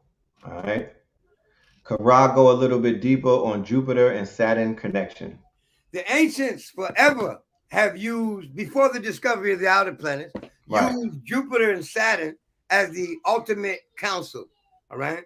So, and governments since, you know, the beginning, as far back as we can go, used astrologers to monitor specifically this 20-year cycle. Okay. And the reason why Jupiter and Saturn are used is because there's a larger cycle that they have, which is called the grand cycle, the grand conjunction. All right. Yes. And what happens is every 20 years, Jupiter and Saturn conjunct in a particular element in earth signs. So it happens in Taurus, then it happens in Capricorn, then it happens in Virgo. Then after that triplicity, after that triple conjunction grand cycle, it makes a switch to another element. We switch from earth to air. And now we only switch to air for one motion. We're back to earth again. So now, because the Jupiter Saturn synod took place it just happened last December, we had shifted back to the air, and we're going to be in the air for the next 60 years. So what does that say about society and about ecology and the earth in general? It talks about how our air, literally the air we're breathing, how our atmosphere is going to be going through changes due to industry, which is Saturn, and due to transportation. Jupiter. Right. Beautiful. Spring 2025, the sun and the heavy gravity planets will be behind the earth, pulling debris into the earth. Can you speak on that? That phenomena has been happening since earth has been here. Right. Okay. So to say that there's going to be some catastrophe, I would need to look at the world chart for that. All right. I would have to compare a few nations before I could reach the conclusion that I'd have to see more than one nation going through a catastrophe, you know. Okay.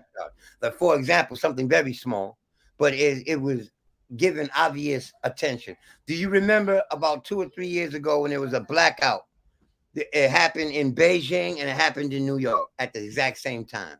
Yes. Okay? So I ran to the chart and pulled up the astro cartographical chart, which is like a map of the globe and where the planets were in relation to the surface of the earth, right? Right. The outer planets, Uranus, Saturn, and Jupiter, had formed a straight line around the earth, all right? That fell directly over New York City and China, while these planets were crossing over the midheaven in both places, because Beijing is 180 degrees from New York. So that motion right there, when you talk about the outer planets, when you say heavy gravity planets, we're talking about the outer planets here, right? Yeah. Their effect on the earth as far as pulling debris is a non-stop thing that's been going on since the beginning. I just learned of the earth. There's a quasi moon, okay, following the earth. It's not orbiting the earth, it is following it. You've seen that article, right? Yeah, okay. Come on. Now, when they said, this is my thing, I don't doubt that, because there's all kinds of debris in space. Right. Okay? Which is why I'm wondering, you know, how come these satellites aren't falling more frequently? Right. You know? Why they're not crashing into nothing. Yeah, but at the same time, there's mad debris in space. You just think about the meteor belt. Oh, just think about this. Right. There are 100,000 asteroids in every single degree of the zodiac. That means surrounding our entire existence here on the earth, we're surrounded by debris. So that is no major issue or concern to have, because it's like saying earthquakes. Right. We are entirely helpless to stop them, and they happen every day. Right. Excellent. 5/24/1997, 3:21 a.m. Fayetteville. Well, you knew this was going to happen when you opened the door. Oh, man. Okay, I can keep it at 3 minutes, all right? I like to accommodate them, because, you know, this is me showing off. All right, because this is what we're not about to do. We at the 3-hour mark, right? On a show that was initially going to be an hour, right? So we all grown in this room tonight. We got, go ahead. Y'all can call me. Right. Between 1 p.m. and 7 p.m. Eastern Standard Time any day. I mean any day, because I don't celebrate holidays and I'm not with that weekend off bullshit. My kids eat every fucking day. That's right. So I work every day. Now, you can call me, and if you can get through, because I am busy, you're going to have to try more than once, I promise you. All right? But call me between 1 p.m., not before 1 p.m., not at 12:55 or 12:59. 1 o'clock, I start answering my phone to take samples, free 5-minute samples. So you can get it there if we don't have time to read them right now. No, we got time. My number. We got time. We got time. I make my own time, like the same way you make your own time. Okay. But I still want to get my number. We could be here for 8 hours. Give him your number, though. 516-881-6992. If you call me between 1 p.m. and 7 p.m. Eastern Standard Time, I will accommodate you with a sample reading, whether you want to buy a reading or not, whether you want to buy a session or not, because it's good practice for me. That's right. I dropped that in the chat.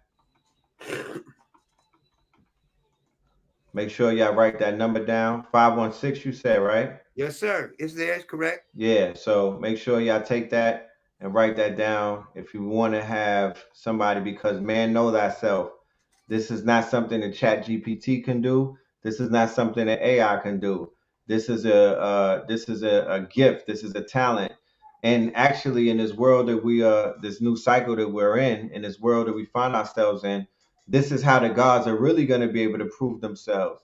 This is how the quote unquote resurrected ones is going to really be able to show your energy, because you live in a reality where AI is you have to measure your shit against artificial super intelligence. So it's going to sharpen swords in ways that swords probably never been sharpened. Those of us that have the natural inherent powers, your value is even going to triple in this thing. You're going to be able to demonstrate stuff like that. So this is a jubilee era for everybody. You get to really say this, Scott. Yes, sir. Say it. The knowledge of self is primarily the only curriculum that comes out of astrology. And it is an empowering science to have. Yes, it is. Okay. You are 10 times better with astrology. All right. I'm the smartest motherfucker in every room I go into, even when I'm not the smartest motherfucker in every room I go into, because of the astrology. As soon as the conversation starts, I got a crowd. I can't even have a general astrological conversation when I go to events, because the crowd starts collecting outside. And I got to tell them, this ain't my event. Let's go inside, y'all. I can't do this. That's you see? a fact. So when you learn this shit, you become 100% more attractive. Look at my toothless ass. Right. And check my wife. All right. We're going to Colombia together, my genius. Look, you want to read this right here? 524.97. It's Taurus sun. 3 in the morning. That is the beginning of Taurus it's on the third cusp, right? So that's Pisces rising. This person should have a very spiritual bent, high spiritual inclination, visual learner, also extremely private. Okay, one of their models would be I'll never tell. All right, they are easily turned off by know-it-alls. All right, and people who don't accept the concept of belief, because they operate largely on faith.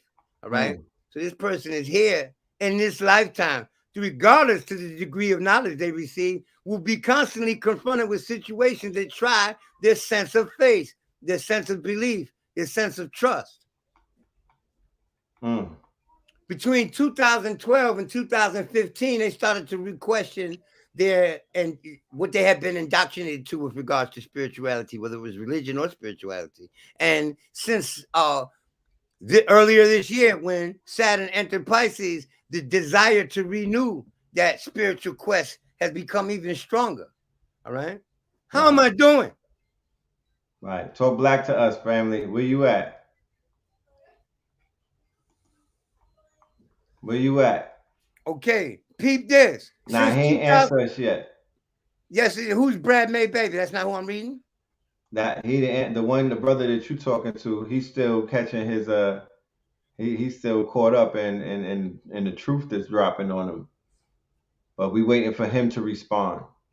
It's 18 people dropping their birthdays in here too. Oh, well, you know what you started. I told you that.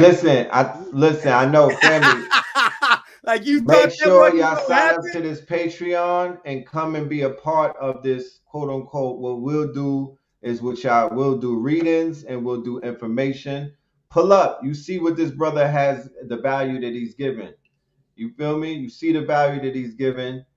Come and be a student, but also come and be a teacher. I advise everyone to take advantage of this because I charge $2,500 for my course. Right. You're going to get a crash course, but you're still going to need to further your education. So you will get enough in 4 weeks to do something with if you apply yourself. And if you continue to apply yourself, you'll come over and get in my academy. Right. You say he responded already? I didn't see his response. What did it? Can you respond again, brother? My bad, because I'm looking for you, but I don't see you. You feel me? And that's right, family. We are giving y'all, we giving you an entry into some shit that really would be a high ticket. But, you know, the brother is doing what he needs. You know, he's doing what, let's make sure we pull up. Take full advantage of this right here, because you ain't never going to get it like this again. I appreciate you for that, Rod. Where's this brother at, man? Let's get. Well, drop another birth date. You can always in right here. Deck. There is no such thing as 12/0/1967. Right there, 9/10/79. Okay, I need a time of birth, y'all. Give me a time of birth. Give me a time of birth. If you don't have a time of birth, give me your first injury or your first illness. We got this right here. Part of the body was affected more than I need to know whether it was an injury or an illness. We got this right here. Okay. That is February 4th. Wow. That's my brother's birthday and an ex of mine's birthday. All right. 1:38 p.m. That is Aquarius on the 9th place. And Gemini rising. This person is highly communicative. Okay. May possess the power to write, all right, or speak. All right. One of the two. This person's a talker or a writer, right? Information junkie at the very most. Very private about their finances. And they like to eat in solitude or without being observed, right? They feel alone in the friendship house in the times of crisis, like they have no one to turn to. So they're their best friend, really. And these people would much prefer to operate in the invisible realm. Not because they want to sneak around and do dirt. They have the fullest intent of keeping people out of their business, right? There's an interest there, or would have been an interest in government law, contract law, all right? They need a partner with an open mind and a free-thinking individual in order to cope, because they're all over the place, right? This person has a severe inclination to be easily bored. So they scatter their energies and it doesn't drain them. All right. How does that sound for them? All right. Between 2018 and 2021, up to 2021, you realized that who was on your team and who wasn't, who was supporting you and who wasn't supporting you that you thought should have been. Consequently, it was like the Most High screaming at your ass, yo, you grown.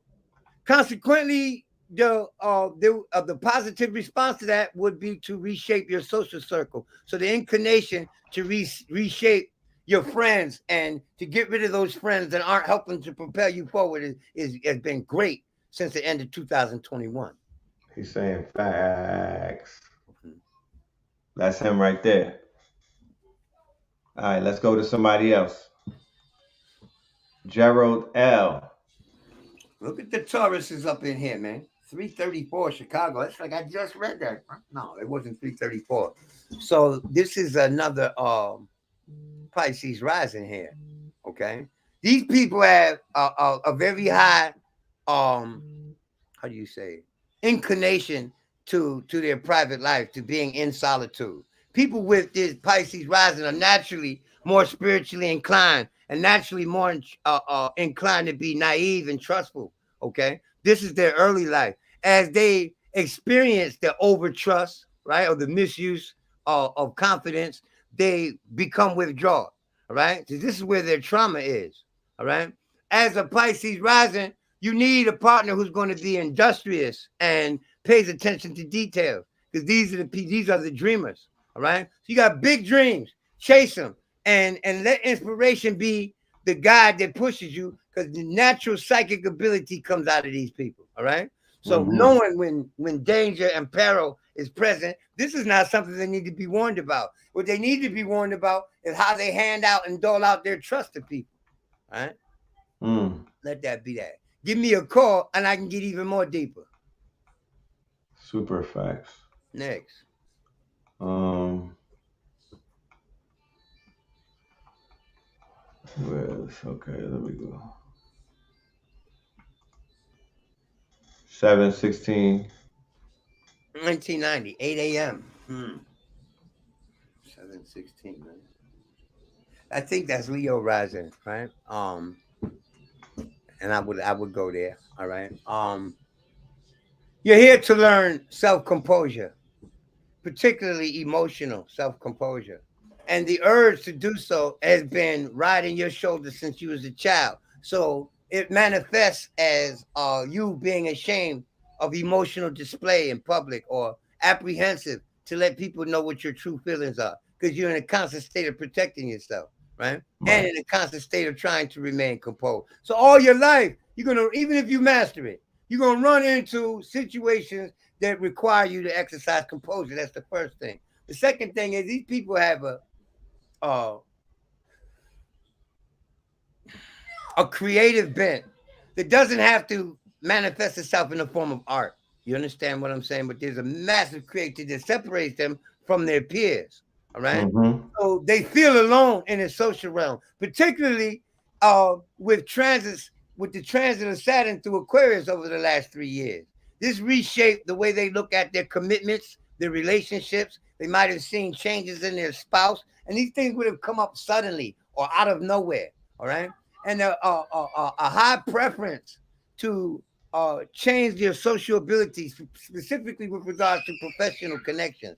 This came into effect around 2017, 2016, and has been building steadily since then. And it will be in effect till like the end of 2024, 2025. So the desire to suddenly change your career or lifestyle would have hit you about 2 or 3 years ago too. All right. This is all about your evolution. Accept it, because the resistance to it is what creates the problem. Beautiful, beautiful. All right, we're gonna do one more. One more. Let's go to the super chat. More Soul Knowledge TV. 6283 1021. All right. What am I looking at in my career area this year? 10:21 a.m. Is that AM or PM, man? You can't do that to me. Yeah, more so. Clarify AM or PM, please. So quick, real quick. The brother that you just read, a follow up from him for everybody that's in the chat that's looking for a real proof that this man is really who he says he is. Another on point. Okay, you looking at a master at work. Okay, this is a cut on his inner thigh, right leg. So ask him. Well, I don't need to ask him. Oh no, that's not the same person. More Soul Knowledge TV. Give us an AM or PM. Where you at? AM. Okay. AM.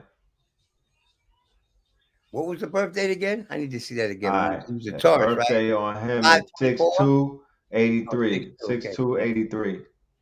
10:21 a.m. 9/11. Oh, come on, man! You're gonna hit me twice in a row. This is another Leo rising. So this person, let me go here.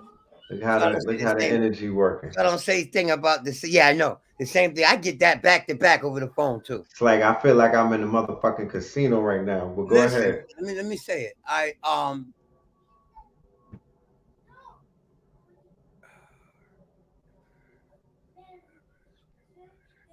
A preference for fast cars or for driving fast or road rage. All right. This person doesn't like to be the second one in line behind the light. And it doesn't matter how fast the person in front of them pull off, they don't pull off fast enough. And it isn't that this person is in their way, it's that they're in line. They're not the first in line. Right. So these people like to be the first in line for everything, man. The love of travel, exploration, and adventure. That sense of adventurism will never leave these people, That's their inner child that they stay in contact with. All right. Friends that they can't speak with, all right, are useless to them. But if I can't talk to you about what's on my mind, then you are useless. This is how they feel. All right. Right. And also, loyalty is very strong, a strong requirement to be in their company. All right. They like to surround themselves with people who are loyal. So a show of disloyalty will instantly get them to reconsider their union with you. All right. We can go to the next. Right. Oh man, that's beautiful. That's beautiful. All right, so yeah, we're gonna end it. We're gonna I looked in my the back office, and they not even leaving no tips for all of the food that you dishing out. So that's all right, Lord. Listen, man, you can't know, nobody move my Jupiter, Lord, nor can they bring it to the fore. And when that's it comes true. to the fore, I'm gonna get everything I deserve for everything I've done since the last movie. Since the last movie, I'm that's not right. mad. Indeed. I just want I want your respect to be given where it is, in real time. You know what I mean? Because if you're gonna pitch pearls, I don't want it to be for naught. They gotta the energy gotta be reciprocated. 3-1, yes, Jelana. All right, Jelana, she's a very sensitive soul, right? Sensitive to the tone that people take when they speak to her. She can talk in any tone she wants, right? Right. Right. I believe that she's a very intense individual and is moved severely by sound. All right.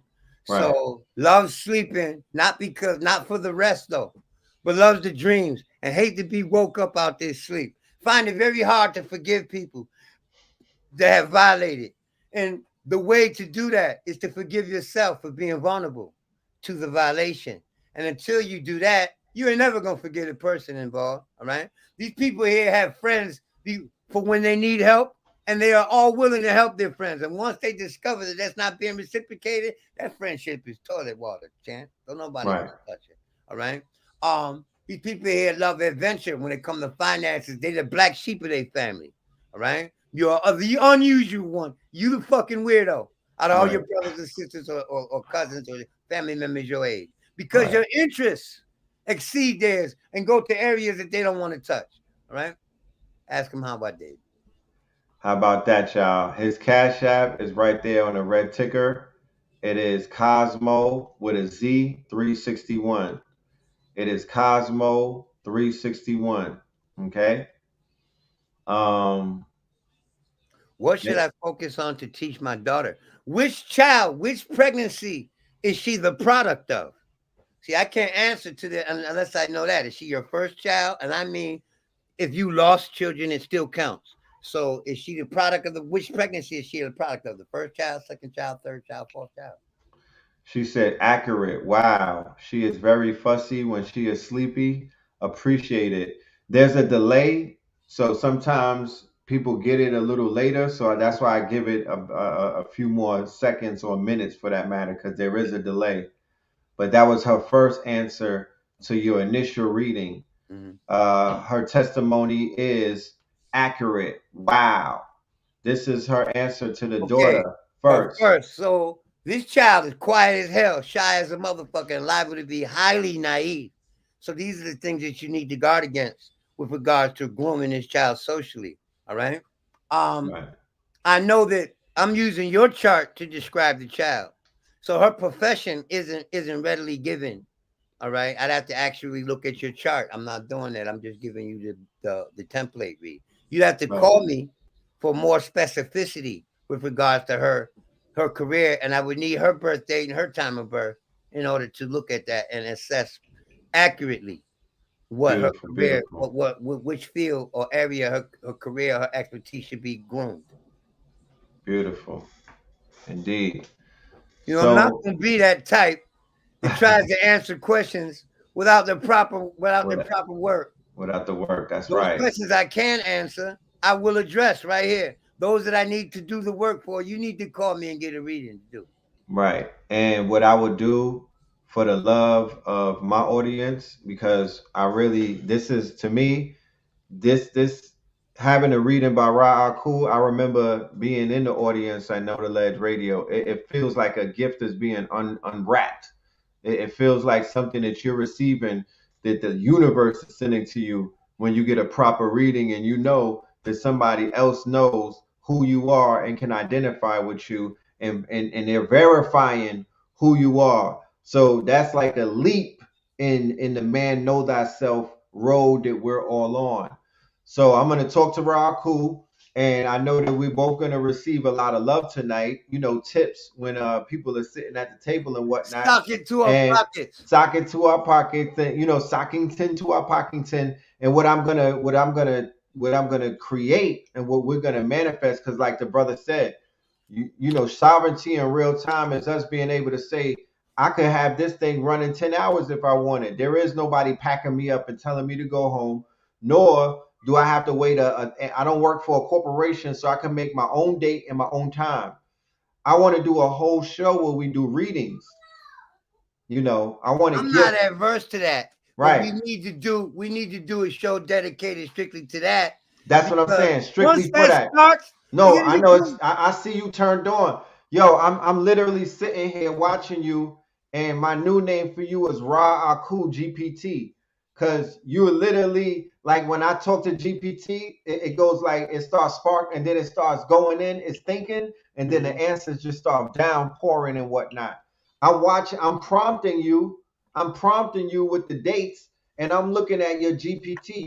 You're literally a living, breathing, large language model. If people understand how these machines are being built, your data sets, everything that's in your mind or your brain that you speak, text to audio, text to video, text to data. Data is gold. People talk about the Anunnakis. I'm like, the Anunnakis came here looking for gold and they're mining gold, but nobody wants to. They don't want to relate the fact that data is gold.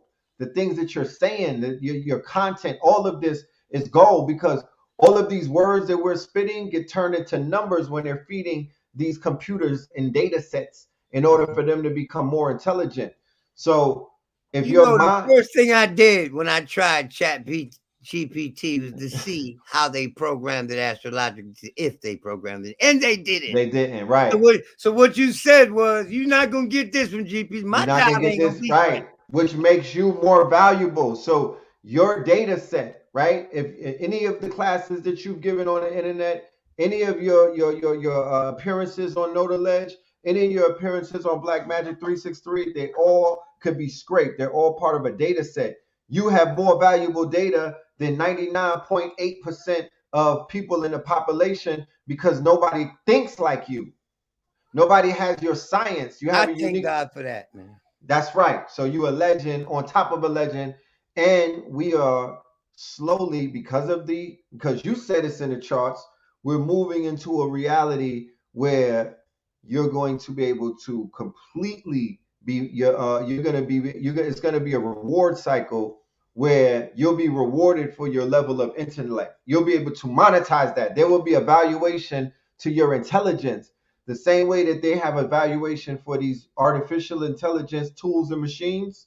They have to give a human being their value, because the mind is still the most valuable thing that we have in our possession. Astrology is to the human mind what an upgrade is to any computer, dog. There you go, my brother. Let me upgrade you. Let me upgrade you. That's right. I got into teaching because I wanted more people to know. That's right. That's it. I got into teaching. I got into media.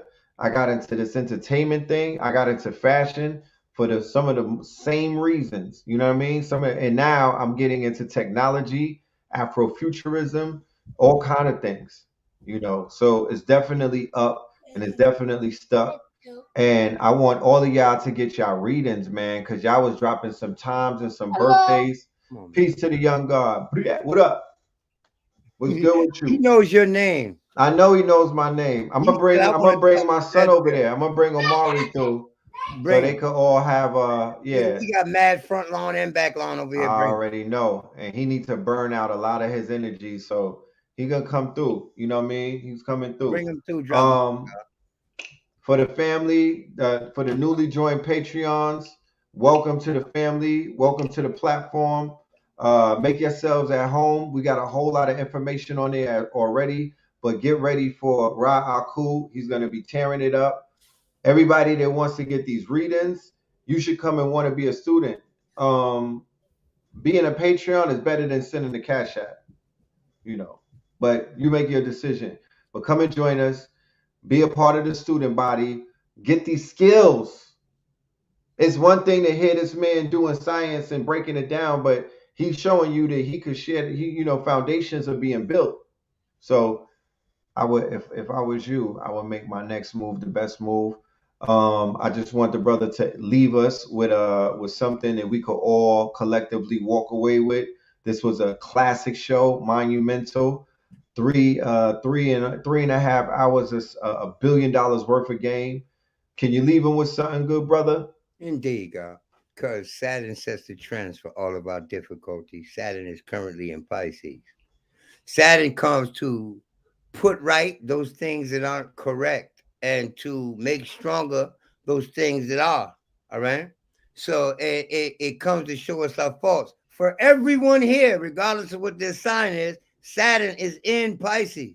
So it's about getting your faith correct. What you putting faith in and what you're not applying faith to. I'm not talking about Christian religion here. Okay. Not at all. I'm talking about faith in self and faith in others. And that is going to go through its overhaul. Just like our freedoms went through an overhaul while Saturn was in Aquarius. Now our beliefs, our ideals, our misgivings, our confusions are going to come straight to the fore over the next 3 years. Pay attention. A lot of these deceivers and charlatans from every field are going to be exposed and fall. Right. That's what Saturn through Pisces is all about. Stripping the deception, stripping the fuckery, putting a stop to the bullshit. The purge. And everybody can use that. And you could use it even better if you knew where or what house or cusp the sign of Pisces sat on. You would know better what area of life it was going to affect. But you come and get in this class and you leave with that knowledge and be able to apply it after you leave.